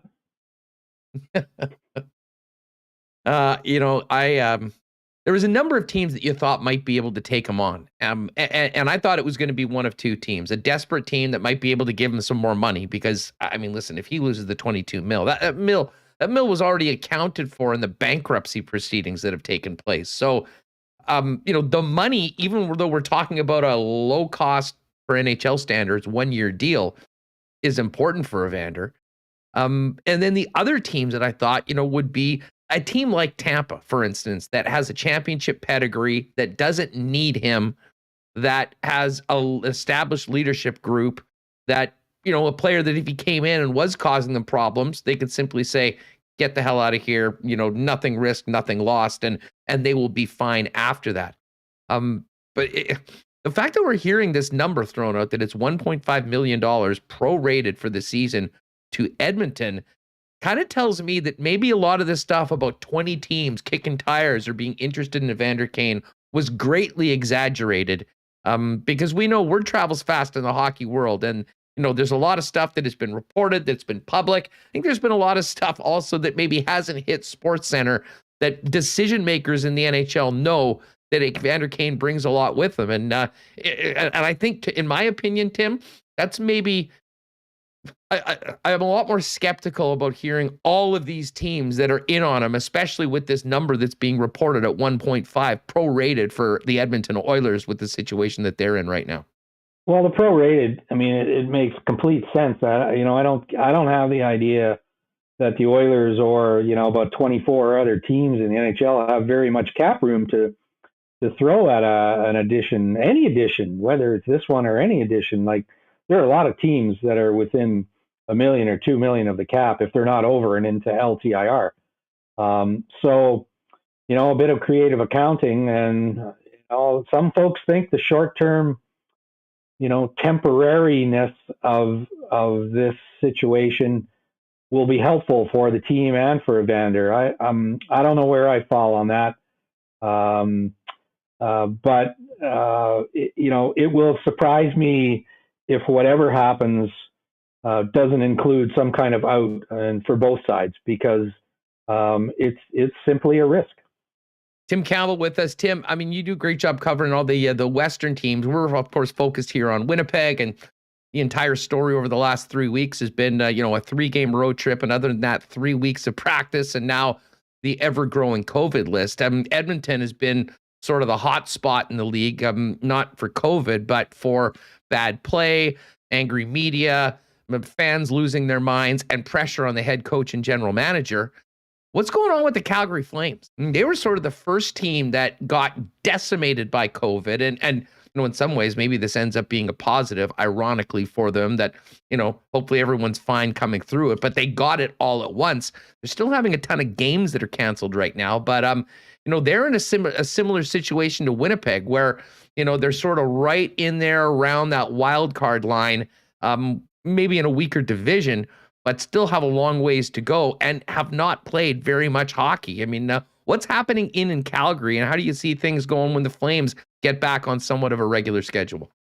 Yeah, I think the Flames will be a team that a lot of teams will kind of be looking at to see what happen and happens to them as they come out of the long COVID list, and they're basically through it all now with most of their team, and they've been back practicing for a while, and they've run into the other postponements that really aren't where they haven't been involved, where they were kind of involved earlier in the first shutdowns of all their games going away. So, the Flames, they had a road trip to the east. They lost in Tampa and Florida. And, I heard Daryl Sutter saying, that they didn't measure up, that it was be a good wake-up call for them, and it will illustrate for them the areas of their game they'll need to work on. I was listening to Milan Lucic the other day, made a really good point that, the Flames, they've actually gotten off to a good start this season. I think they've surprised somebody that, they put together a better team game than many expected. And one of the things Milan was talking about was what they learned on this road trip where they, failed in 3 straight games, was that they're going to have to learn to play with more pace for more of the game. Every team, even the worst teams, can play you a zippy 20 or 30 minutes. I mean, every team's got that, whether it's because they're young or they've got some skill, maybe inexperience, but, that seems to be what you can expect from even the poorest teams in the NHL. But the Flames, they've got higher hopes than that. And, they learned that maybe 40 minutes wasn't good enough against the Florida Panthers, and 45 wasn't good enough against the Tampa Bay Lightning. So, that number needs to go up, that they're going to have to focus on their pace more often and for more of a game. And that's the sense of where they're at right now. They've been practicing a lot, like the Jets and like the Oilers and like Ottawa. And they are back in action tonight against Ottawa at home. And, it'll be with limited fans, I believe. And I would think there'll be a big enthusiasm on both sides for this game tonight. Just because these teams haven't been playing. In fact, I was looking earlier today. I mean, tonight is it's almost like a party night in the NHL. There are actually 11 games scheduled tonight, And I'd have to go back a ways to find a night, it'd probably be in earlier December where there are 11 games on a given night in the NHL. I mean, the pickings, I don't, at least I know on my NHL app on my Apple TV, the pickings for games has been very slim in recent nights. Some nights where we don't have any games. So there's 11 tonight, and Calgary and Ottawa are on that slate tonight. And I would think, just like a lot of other places, probably with the Jets, but there'll be a lot of enthusiasm for the simple fact of playing a game tonight. Hey, you know what? We've talked about this for the last couple of days, although the stories haven't changed much the last couple of days without games to happen. We finally got one tonight. But I'm interested in your perspective on this. I mean, another year where there's a pretty significant difference between what Canadian teams and thus Canadian NHL players are dealing with than their counterparts south of the border. Tim, when we get to free agency, whenever this season ends, considering what's happened this year, coming on the back of the last couple seasons, do you think this is going to impact Canadian teams' ability to sign free agents on the open market when teams have a choice between Canadian and U.S. clubs?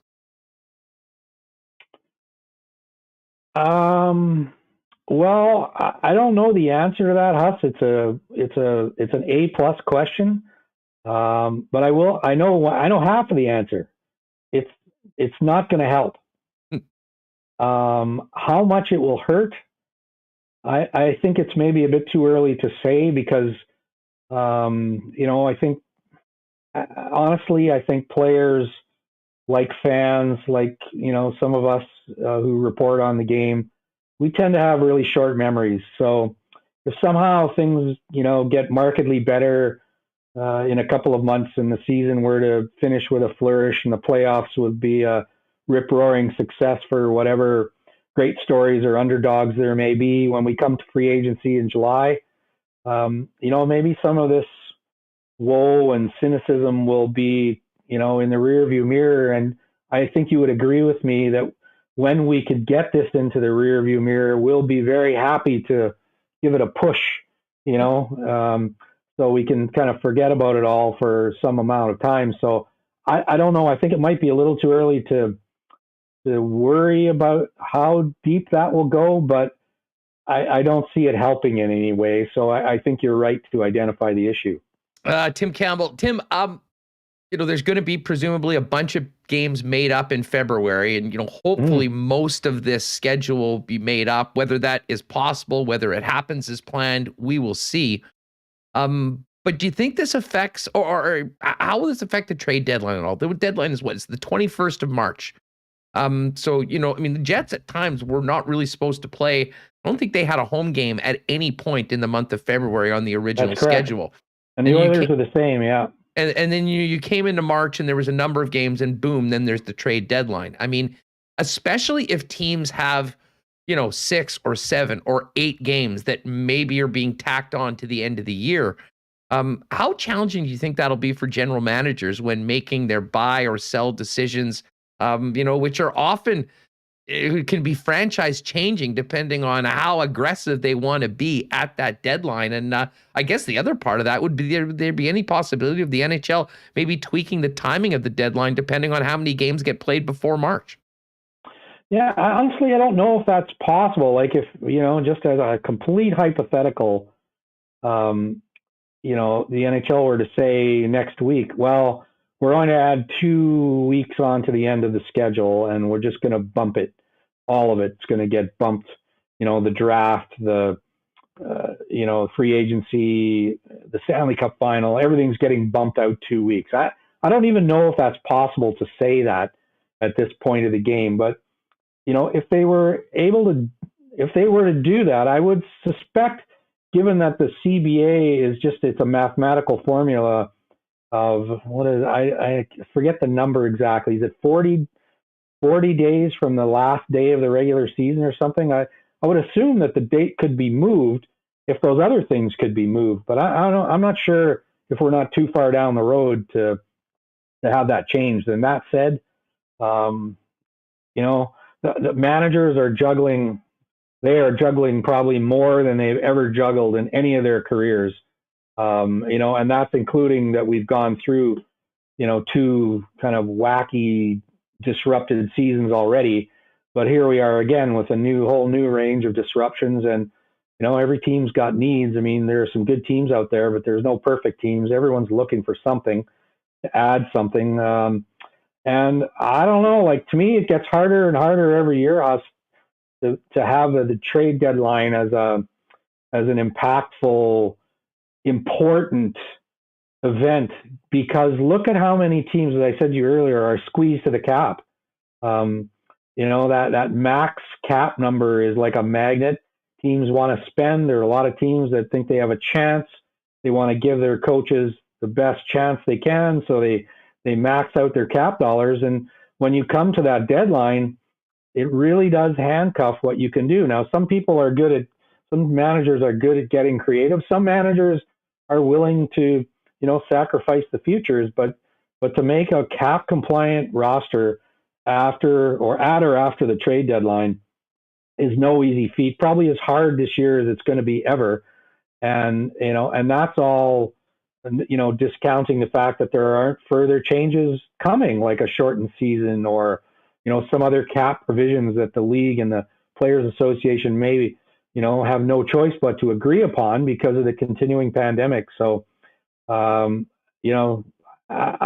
Holland was asked about this on Tuesday when he had his sort of short press conference in Edmonton about the trade deadline. And it was more about Edmonton's needs, but, he did mention off the top, like, how many trades of significance have you seen this season? And the answer is almost none. I mean, we had the Jack Eichel trade earlier, but that's kind of a different circumstance, more forced by a player situation than it was by a team or two teams or even three teams looking to make a deal. So take the Jack Eichel trade out of the season, and you don't have much in the way of transactions going on. And it's not because general managers aren't trying to make their teams better.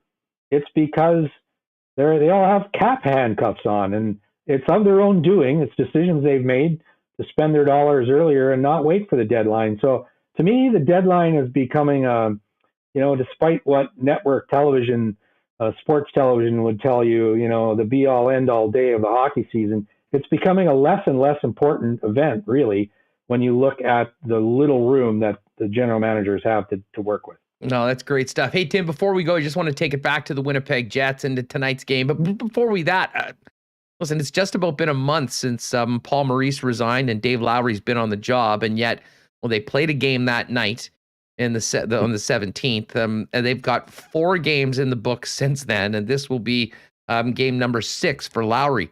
What have you noticed about Lowry? I mean, about his challenge coming in as an interim head coach. And I mean, I guess looking ahead, what do you expect from Dave Lowry and this hockey club? With the, now with some time that's been somewhat removed since, a coach that had been synonymous with this club, pretty much almost every player, every game since they became Winnipeg Jets.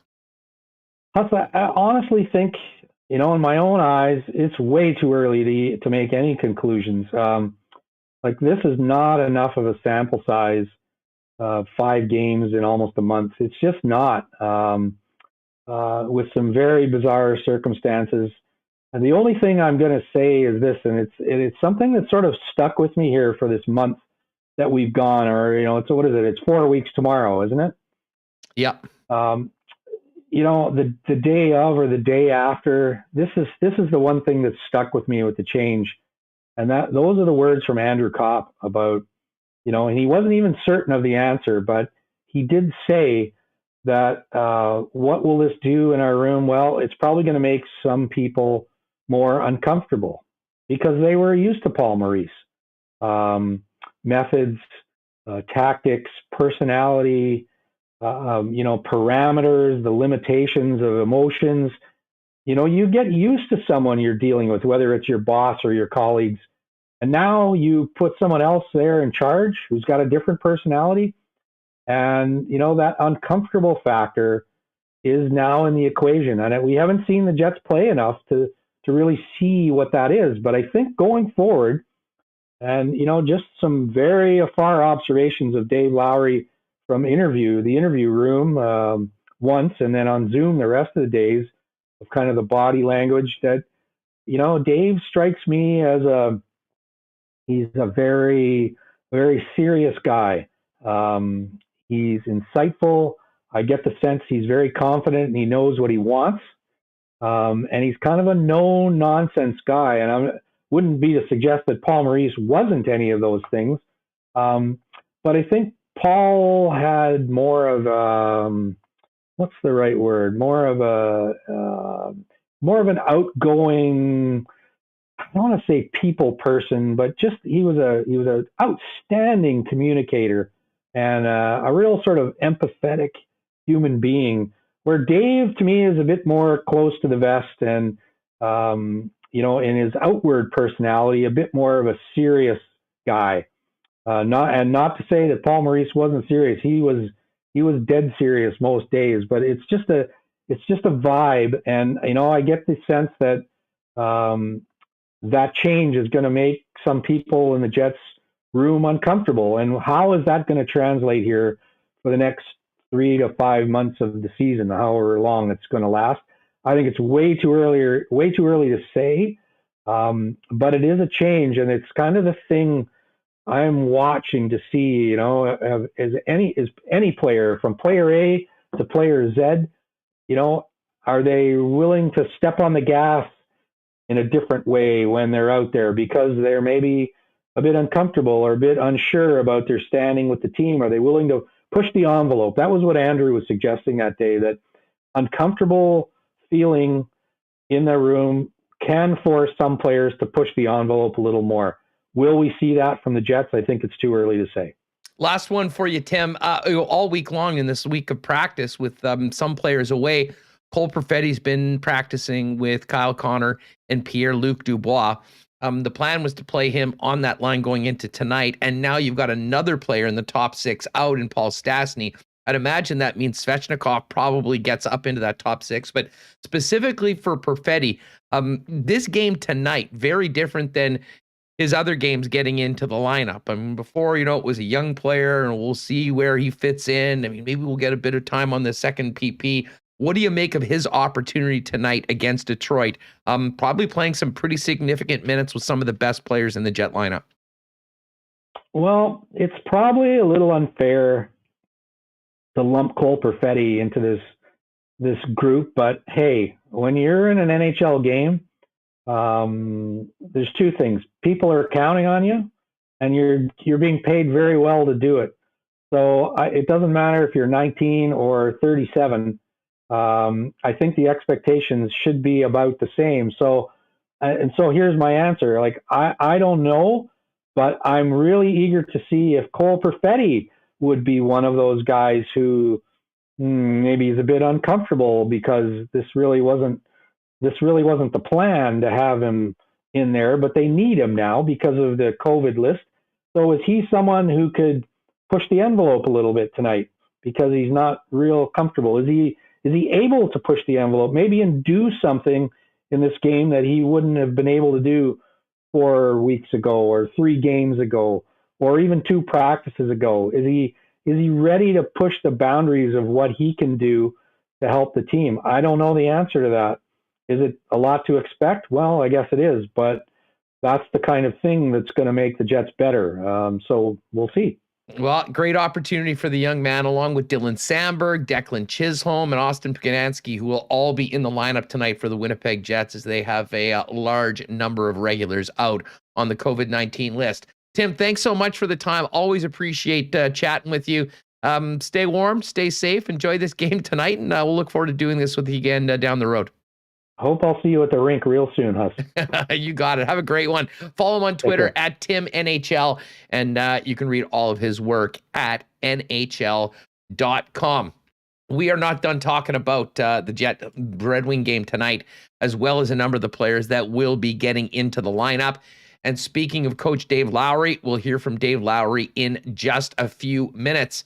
And Daniel Fink, voice of the Moose, will join us from Grand Rapids before the top of the hour.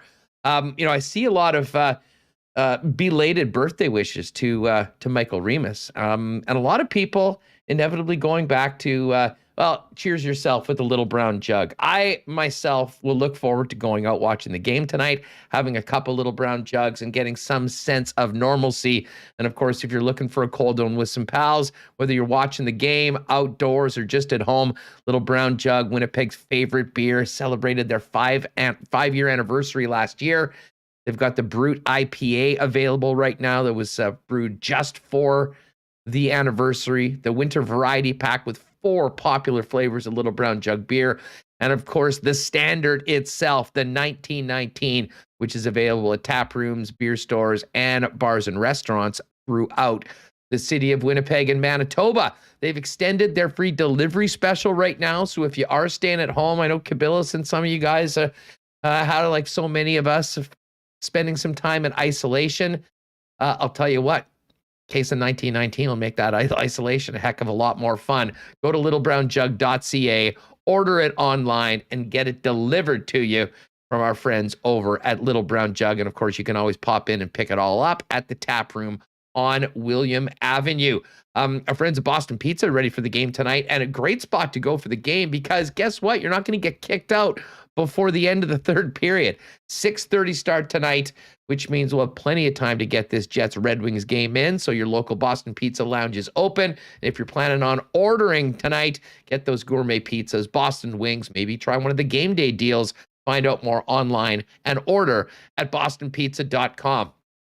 Quick Princess Auto curling report. We've been waiting for this news all week long, but we finally know who is going to be wearing the maple leaf as our Canadian mixed curling representatives in Beijing. That was announced this morning, and it is Rachel Holman along with John Morris. Of course, John Morris, a former gold medalist, along with Winnipeg's Caitlin Laws in the mixed. Caitlin already busy with the Jen Jones rink going for gold in the women's team event. So it's Holman and it's Morris. It was going to be a controversial decision no matter what happened because of the fact that the trials in Portage La Prairie didn't happen as they were supposed to at the end of December. But 2 incredibly decorated curlers going for gold in Rachel Holman and John Morris. Of course, Princess Auto, great sponsors of curling and the Jen Jones rink, and the place where you'll find the best deals on the most unique assortment of tools and equipment around.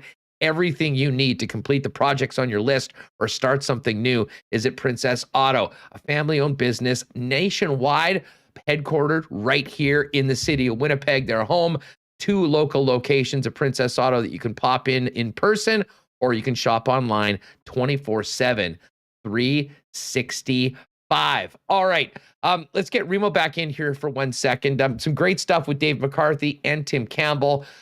We will get to the Coolbet Lines coming up just before. We'll give you an update on that game, on what the Jets Red Wings line is tonight, as well as all the other action in the National Hockey League. A very busy night tonight as Tim Campbell rolled out.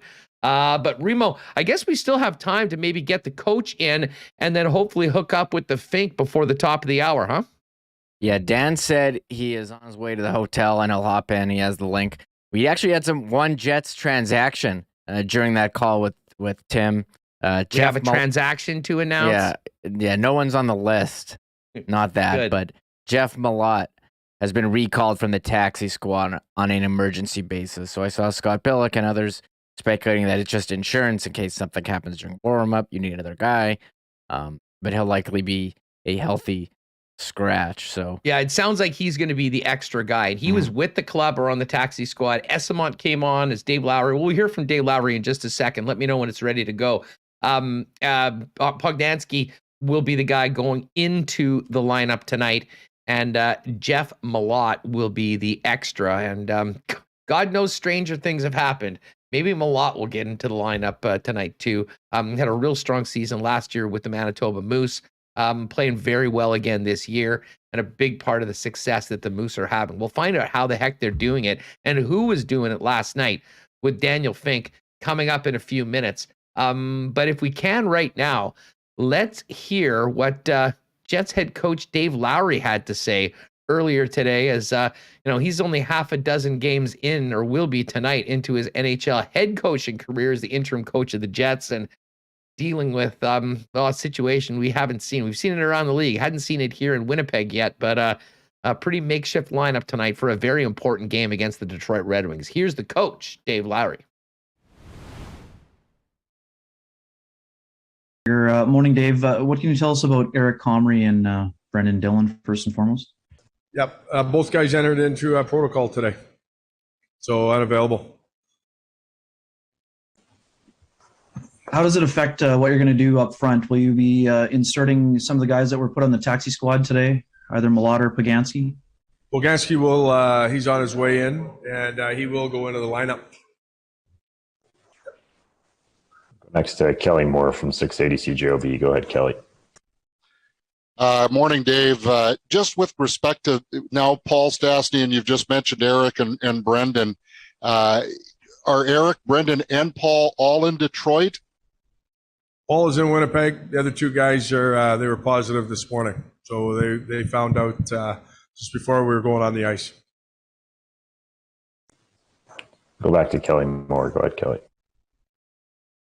So, Dave, in terms of the lineup, then some of the lines that you had in practice yesterday could remain intact. But has this latest development forced you to maybe shuffle the deck a little bit more than you were anticipating? Well, when you lose two forwards, you're going to have to make some changes, and yeah, we will. I still want to just make sure that these guys get in before we really solidify what our lines are going to be. I know Perfetti's been with Dubois and Connor the whole week.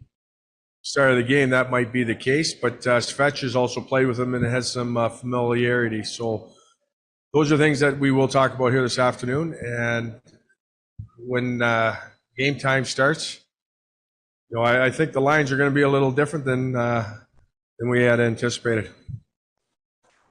We'll go next to Sarah Orleski from TSN. Go ahead, Sarah. Thanks, Dave. I know that you said yesterday that when looking at Sandberg and Chisholm that you wanted to pair them obviously with veteran defensemen for it. But what was it about Sandberg and Pionk that you thought maybe could be complementary? How'd you go about deciding on which vets you would place with them? Well, Dilly plays with me, and Schmitty can play the right side. So what it does is it keeps both these young guys probably in a position where they are most comfortable. And if we do have the ability to move Schmitty up if we have to, and there will be probably some juggling going on tonight. Like I said, the pairs, that's the way we're going to start the game. That's the way that we anticipate. We also have Mello, who hasn't skated. He skated yesterday on his own. He skated this morning, but he also had a week off. So we want to see how he factors into the game here as well. Go next to Mike McIntyre from the Free Press. Go ahead, Mike. You're on mute, Mike. One player we haven't asked you about here for a bit, David Gustafson. I know he's on IR, but is there any update on sort of his status and how close he might be to returning? He's my understanding is he's still a ways away from playing, and like to be perfectly honest, the guys that aren't traveling right now, I'm more concerned about the guys that I have available tonight. And but Gus right now is he's not coming back anytime soon. I'll go back to Kelly Moore. Go ahead, Kelly. Dave, what does the video tell you about Detroit in terms of the style they play? And their record at home is a lot better than on the road. So in the video, do they play a different style of game at Little Caesars than they have away from home? I think the big thing is they're extremely comfortable in this building. And they do have a great home record. And that's something that we've talked about with our group is this is going to be a game that we're going to have to be prepared to skate. They play a fast game here, and obviously they're very comfortable. They get the last change, they get the matchups that they want. So we'll have to just make sure that we play an intelligent game.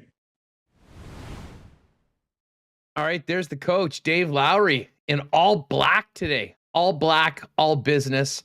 Certainly was all business at the start of the presser, but no BS from Lowry, and sort of funny.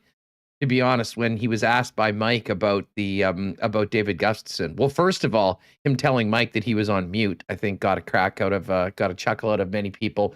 But he's exactly right.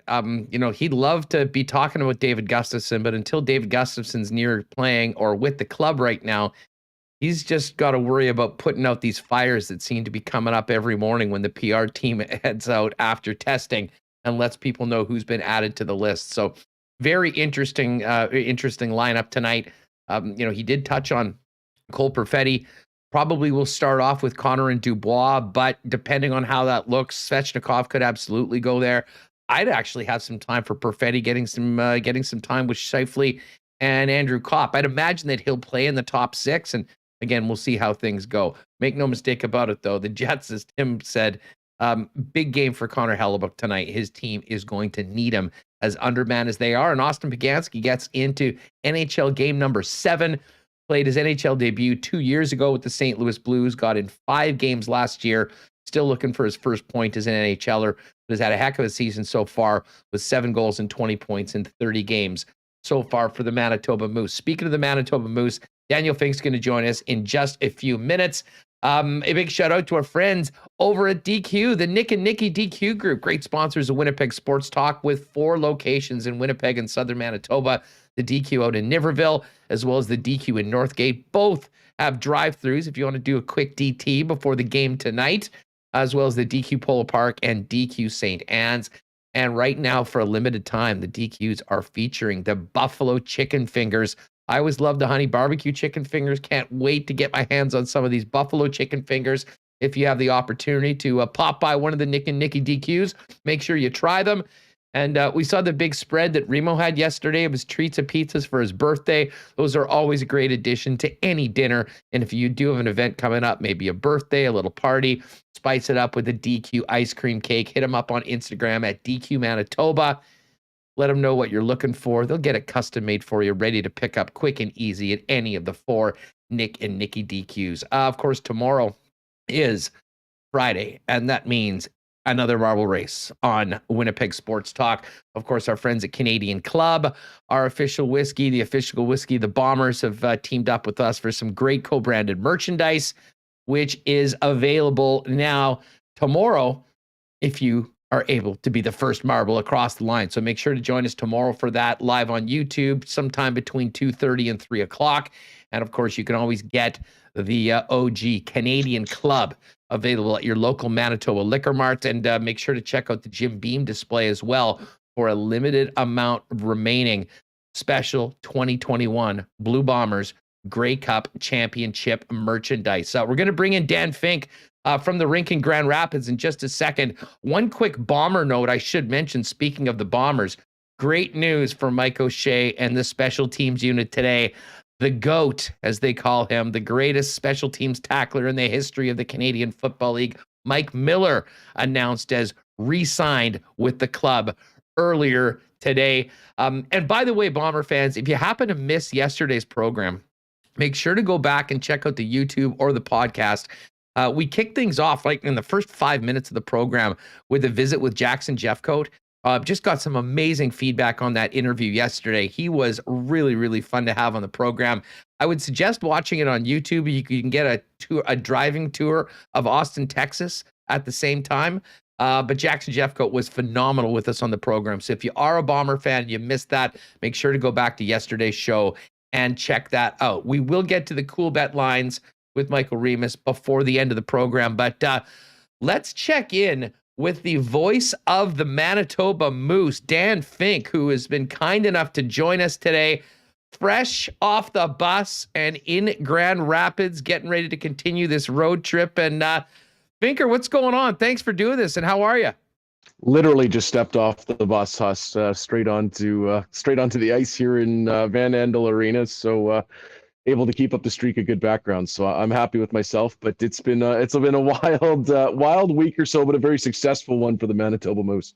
We joked yesterday that the morning skate or the pregame skate yesterday would have had, the players with their names on their helmet, like you have in Timbit hockey, because of all the new faces. Tell us about, we'll get to the guys that are playing tonight for the Winnipeg Jets, but I mean, what a win last night for Manitoba. And tell us, what was it like preparing for the game as a play-by-play guy with a bunch of guys you probably never heard of 2 or 3 days ago? Well, luckily for me, a couple of those guys had seen play back in junior in the WHL in Keone Teixeira and Matt Alfaro. So was aware of those guys. Chris Martinet, our communications coordinator, Anthony Fusco had in Brampton with the Beast there. So that was helpful as well. So got to know a couple of those guys. But luckily for the Moose, I mean, they really worked hard this offseason to fill out their depth. So they knew they had guys to call on should something like this happen. And so they had plenty of guys coming up from the ECHL. A lot of those guys already pressed into service up front. They called up 3 defensemen and then finally had to dig into the professional tryouts. Couple of guys I mentioned there, but guys like Tristan Pomerleau, Trent Bork, they'd already been in the system a little bit. They'd had a chance to work with this team in training camp. Of course, Bork got into a whole bunch of games last season with the team in that shortened campaign. So some new faces in the lineup, but some familiar ones as well. And you know what? For my money, that win last night was Manitoba's most impressive. Probably their most exciting was the last-second win with Harold's Eagles scoring that goal with half a second to go in Texas after an absolute barn burner game. But that was as impressive a win, Huss, as you will ever see a hockey team put together. I mean, the work that team had to do to come together quickly, to get everybody locked into the systems, and then to just play it pretty much perfectly. I mean, they had to go out there and play a near perfect game. They had 6 NHL contracts in the lineup compared to 12 for Milwaukee, and they knew what they had to go do, and they went and just did it. And they got an excellent effort from Mikhail Burden, who hadn't even been between the pipes in a month for a game, and just goes out there, was rock solid, picks up his 3rd shutout of the season. Well, yeah, I mean, I wanted to start off with the Birdman. We hadn't seen him on the ice, and ironically, he's going to be backing up tonight for Connor Hellebuck in Detroit because of what's now happened with Eric Comrie getting added to the list. But and you nailed it. I mean, he had not played in a month. He'd been through a lot, and right back in, no worries, no goals against. What a performance.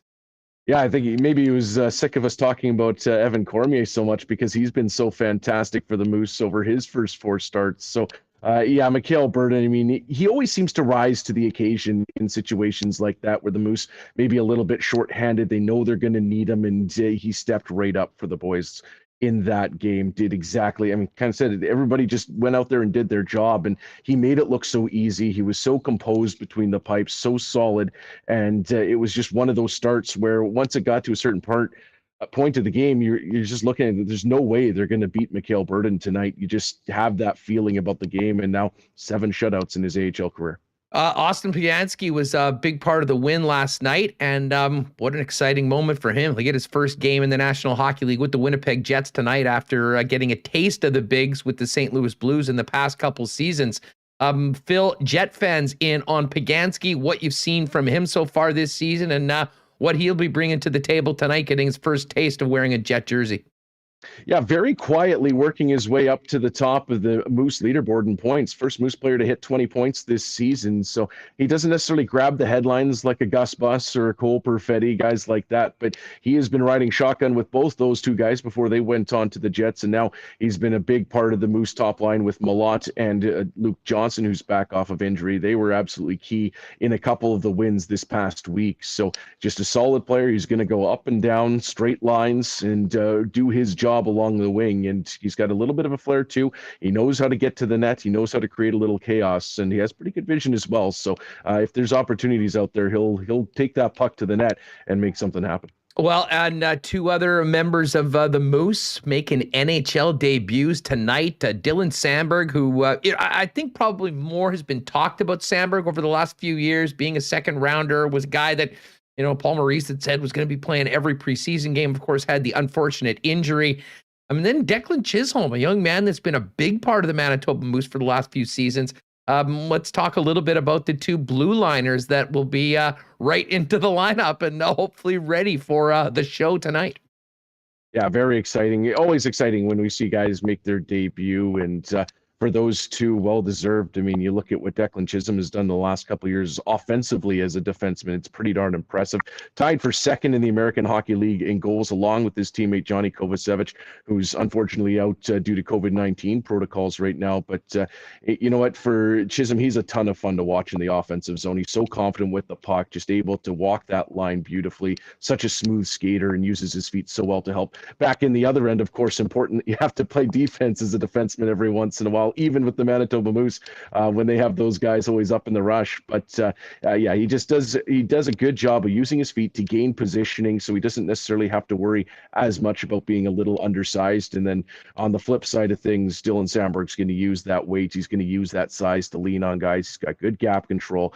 He's so quick with his stick. He can make those plays. And even when he gets into a little trouble positionally, as will happen for defensemen, sometimes you got to worry about those forwards. They're going to find some way to get around you. He reacts so quickly to developing plays as well. And we saw that a few games ago where he was able to slide across and make an incredible block to save a game late for the Moose. So two guys that are no doubt very excited today to get into their first action with the Winnipeg Jets, and we'll definitely be watching that game and cheering them on. Well, and Sandberg in particular, I mean, I think is going to probably be playing some significant minutes. I mean, with the addition now of Brendan Dillon to the COVID list, I mean, he's looking like he's going to be playing with Neil Pionk. So probably a good thing he's been playing the role that he has with the Moose and the amount of minutes that he has, because that could very well be on the docket tonight for Dave Lowry's assignment for the rookie blue liner. Well, adversity creates opportunity, right, Huss? I mean, you look at for the Manitoba Moose over the last little while, all the new guys they've brought into the lineup and the guys who have stepped up the lineup. A guy like Isaac Johnson, who's got plenty of offensive chances. Harold Ziegel scores that big goal. Todd Burgess up to 4 goals on the season. All these guys that maybe aren't the household names, but have made their way up the lineup due to all the guys missing. That's happening now at the big club, and it's guys like Jansen Harkins, I guess, getting back into the lineup today in theory, or Austin Pagansky getting in. CJ Cease is going to play a little more. Christian Vesalainen, Cole Perfetti, all these guys have that opportunity. So we look at it through the lens sometimes of all the guys who are missing. But you got to remember the guys who are there. And for the Moose last night, that's what it ended up being all about, is the guys that came together to pick up a win. And now for the Winnipeg Jets, they have that same opportunity. Dan, a lot of great comments in the chat about the work you're doing calling Moose games on cgob.com. And of course, CGOB when people hear it. And I do have to give you a special shout out. Your call of the last second winner on the weekend was unbelievable, but I was concerned about your voice afterwards. Was there any ill effects after the way that game ended and the way you dropped it down with that incredibly exciting game winner with 1 second left in regulation? Nope, all good. Just dieseling a whole bunch of water throughout the game and keeping everything rolling. So got to keep those pipes lubricated and keep on rolling. Hey, you know what? I guess one good thing for the Moose is that they're in Grand Rapids right now, and the Jets are in Detroit, and the Jets don't play again until Tuesday. And, again, everything up in the air. I won't ask you about, you probably don't even know. I mean, you'll find out like the rest of us as to what the Jets are doing with their players. But I guess there would be a chance that one, maybe more of the players that are playing tonight or with the Winnipeg Jets tonight, depending on what happens, could potentially be right back in the lineup on the weekend as the Moose take on the Griffins. Yeah, usually we like to send in all of our stat packs and scout notes and media notes to teams the night before, just so they have it waiting for them in the morning. We won't be doing that tonight. We'll be waiting until tomorrow to find out what's going on. So that's a rarity for us. So it's certainly interesting times. But yeah, the Moose, it seems like they're going to have some help coming as well off the COVID lists. So hopefully they'll be able to get some bodies back in the lineup shortly from that. And then they'll, of course, be hoping that a few bodies might be on their way back from the Winnipeg Jets tomorrow. But I guess we'll find out. Listen, I mean, much like the players, do what you can do to stay off the list, stay well on this road trip. Enjoy it, Dan, and keep up the great work calling Moose hockey. Looking forward to these games against the Griffins on the weekend when we'll be paying attention to those. And by the way, I think the Moose game, is it Saturday night's game that's the AHL game of the week, free for people to watch? Stole my thunder. I was going to chime in with that right there. So, but first, thanks for all the kind words. Huss didn't get that in earlier. But yes, Saturday's game, AHL TV. It's a free view, so be sure to log on if you have an account already. That game will just be available to you. Actually, all the games on that Saturday will be available if you want to turn it into maybe a double or triple header. But yeah, the Saturday night, it's a 6 o'clock puck drop. Derek Meechin will get going at 5:45. And again, just log on or make yourself an AHL TV account and you can get it for free. It's a great broadcast from here at Van Andel Arena, good quality and great angles. So should be a rocking house as well. So we're looking forward to that one, and hopefully a few more familiar faces in the Moose lineup. But as they've shown us, they don't care who's in the lineup. They'll go out, play the system, and do what they can to pick up 2 points. Hey, thanks so much for squeezing us in, pal. Best of luck to the Moose on the road trip, and we'll look forward to your calls and the game on AHL TV on the weekend. Hey, thanks for hanging out for me and waiting on us to get here to Van Andel Arena, Huss. Great stuff. Follow him on Twitter at Daniel the Fink. That's Dan Fink, the play-by-play voice of the Manitoba Moose. Wow, been a bit of a whirlwind, this show. But, I mean, listen, we got lots to talk about.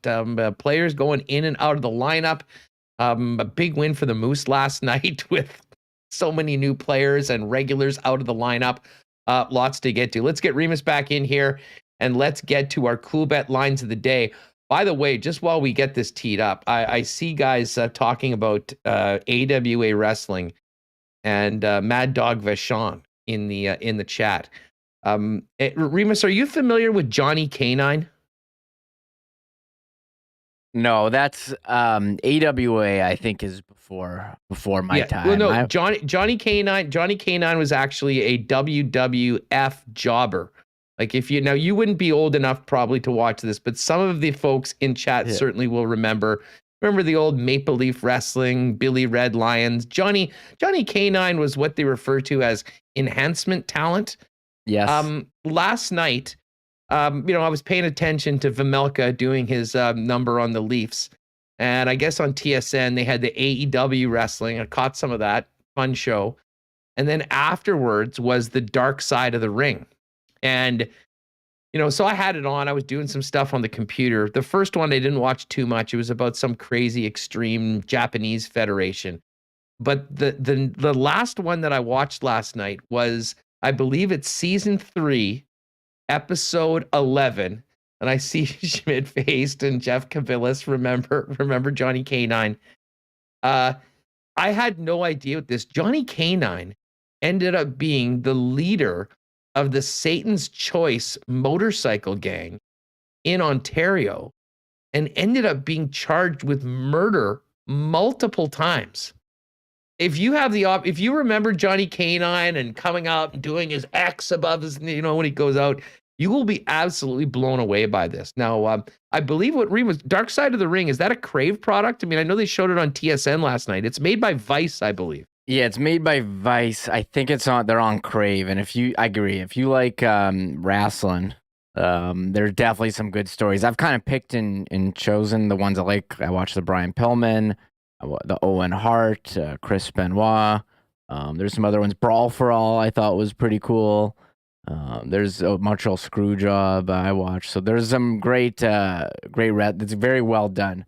Even if you're not familiar with Johnny Canine, I would definitely recommend this one. I mean, it's a very interesting mix of, the early days of wrestling, and a guy like that, from Canada, getting an opportunity to both be up in Canada and south of the border. But then the double life he was leading and what was going on. Pretty crazy, of course, like most people, to get involved in organized crime at that level. It often has a tragic ending, which it did. But definitely worthwhile checking out if you're an old school wrestling fan like myself. Let's get to these Coolbet lines for tonight. And we'll start it off with this Jets-Detroit game. I'm just going to quickly refresh because I have a feeling this line could absolutely be moving as we get closer to the 6:30 p.m. puck drop this evening. But a busy night in the National Hockey League. And no, line's still the same as when we started the program. Jets a slight road favorite at -119. The Red Wings now at +101. But let's talk about some of these player props tonight, because this is maybe an angle that we can get into that we might not normally have. Kyle Connor to score back in his home state of Michigan, +132. Pierre-Luc Dubois at 2-1, and Mark Scheifele's +205. Andrew Kopp's +250, getting a chance to play up in that top 6. But as we mentioned, there's two guys that I think, just out of principle, I will put a sprinkle on. Evgeny Svechnikov is just about 4-1 to score tonight at +365. And we mentioned Cole Perfetti. Cole Perfetti is 5-1 to score tonight and looks to be playing in the top 6. Will have some power play time. So some pretty tantalizing player props for this game tonight. I mean, you might be a little nervous about the game overall, Reem, but players like those guys in particular playing up in the lineup should get plenty of ice time. Maybe a good time to grab a couple long shot scoring props tonight on Coolbet.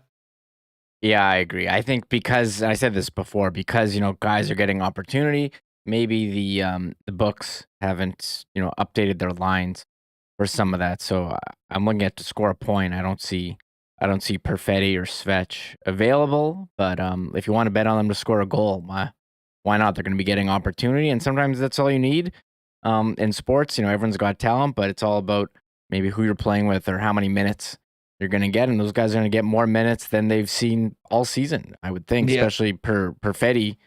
I mean, he's going to be with it sounds like he's going to be with Kopp, Scheifele, or Dubois, Connor. I mean, Lowry said he's going to, switch, start him off with Dubois, Connor. That's where he's been all week. But he also was noted.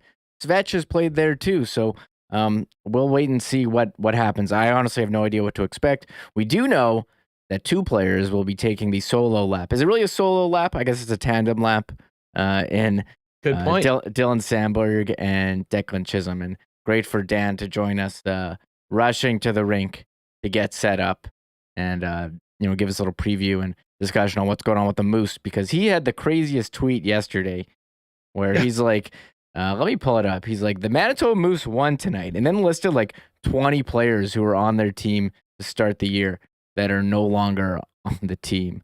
Either with the Jets on the COVID list, not there right now. Yeah, it was maybe not quite 20, but let's see. Kovacevic, Noje, Shaw, Gawanke, Pole, Caron, Meyer, Hanel, Sandberg, Chisholm, Cease, Reichel, Perfetti. I don't know how many that is, but that's a sizable number. That's like a whole roster, honestly.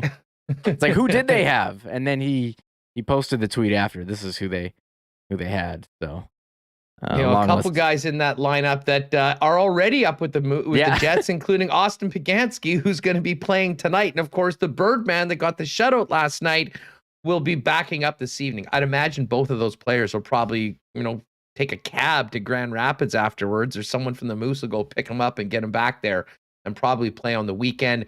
And then coming through the weekend when the Jets are dark, we'll get to Monday, probably have a practice in the morning, figure out what the status of some of the players that are on the list potentially coming back are, and then head out to Washington to begin a heck of a week. Washington on Tuesday, I believe it's Nashville on Thursday, and then back-to-back matinee games in Pittsburgh and Boston on Saturday and Sunday.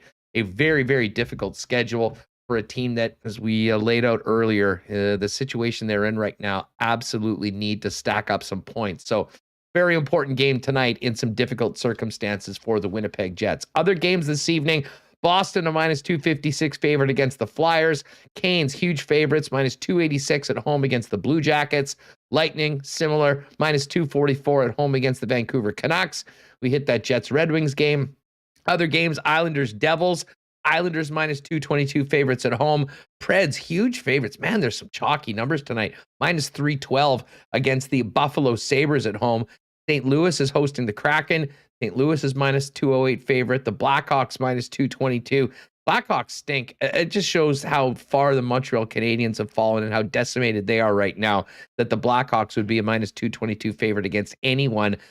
Calgary, similar big number, -244 against the Ottawa Senators. Both of these teams have been waiting for a while to get back on the ice and have plenty of games to make up. The Penguins and the Kings, -145. Penguins favored on the road. They continue to play very well. And the Rangers, a road favorite, slight road favorite, -128 against the San Jose Sharks. But of those entirely 11 games, Remo, by far the closest betting line we have is the game tonight between the Winnipeg Jets and the Detroit Red Wings.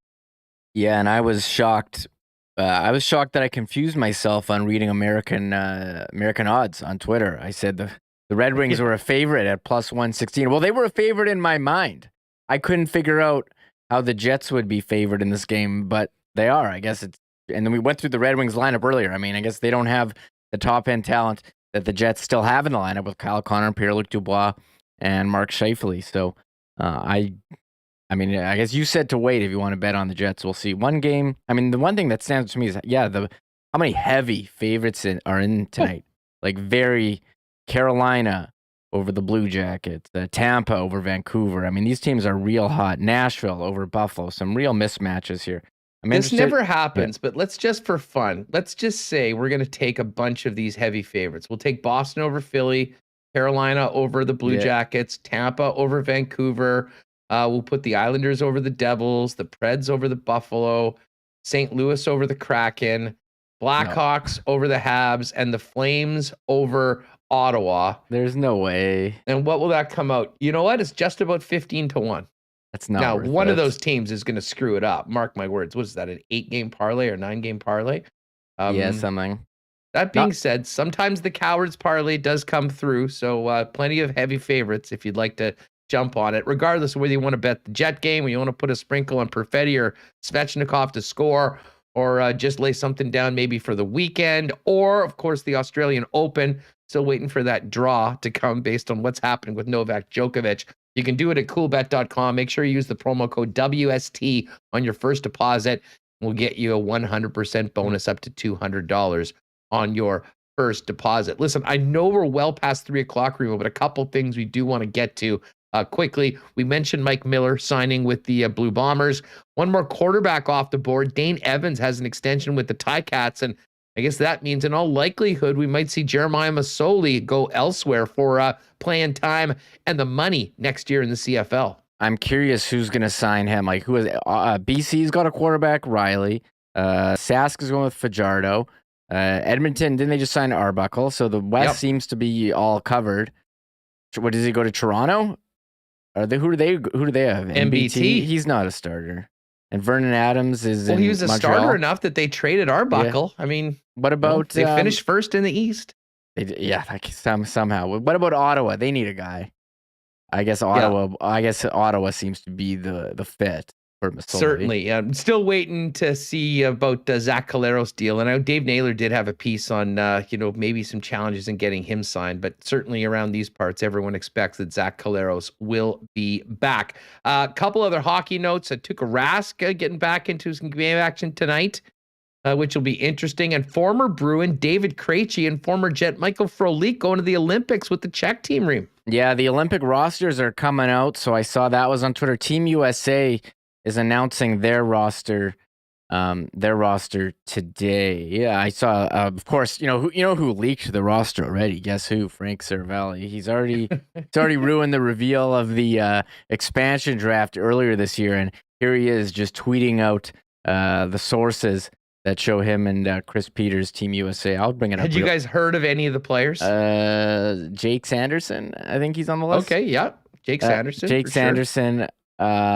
Matty Berniers. Beniers. Ken Agostino, wasn't he in the NHL for a bit? Yeah, absolutely he was. Nick Shore. That wasn't the one on the Jets. The Jets had Drew Shore, right? But yeah. Oh, Steven Kampfer. He played for the Bruins. Yeah, I'm not familiar. I gotta be honest, I'm not familiar with a lot of these players. We're curious to see who's gonna be on Team Canada. That's for sure. But I'd say Nathan Smith. He's a Jets prospect. No, Nick Shore was the one that was on the Jets. I thought that was Drew Shore. Yeah. No, that was. I get them all confused. 42 games of Nick Shore here in Winnipeg. 42 you games. Sure? That's Wasn't amazing. Drew Shore? One goal, 2 assists, 42 games for Nick Shore with the Winnipeg Jets. Okay, so 42 games? He played that many? Where was I? He played 42 games, exactly. Half an entire season. Holy crap. Okay, so he did. It was that one. Okay, yeah. But yeah, Nathan Smith, he's on the Moose. Exactly. And that Nathan Smith. Well, he's the draft pick. I think he's playing in he's playing in college hockey, if I'm not mistaken, right now. Yeah, that's the other Nathan Smith that used to play for the Moose back in the day. I know it's very confusing. Anyways, we'll have the latest on Team Canada as they get going. Oh, and I meant to mention this yesterday on the program. It kind of broke right after we got off the air 2 days ago. But a belated congratulations to 3 Manitoban women who are going to be representing Canada at the Olympic Games. Of course, Jocelyn The Rock from St. Anne going back to her 3rd Olympic Games, 1 gold, 1 silver.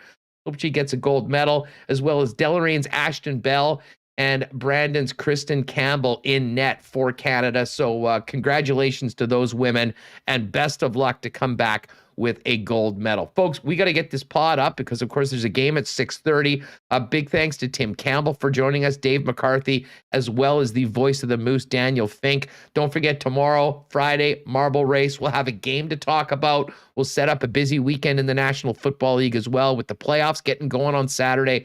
So it should be a great show. Thanks so much for joining us today. Thank you to Michael Remis. Thank you to our guests. And most importantly, thanks to all of you for making WST a part of your daily routine.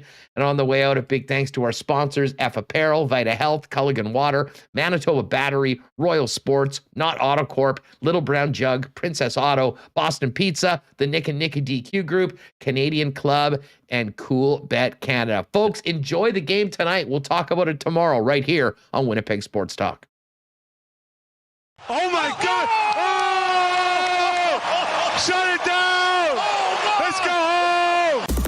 Thanks for tuning in to Winnipeg Sports Talk Daily. Make sure to subscribe on YouTube and your favorite podcast feed at winnipegsportstalk.com.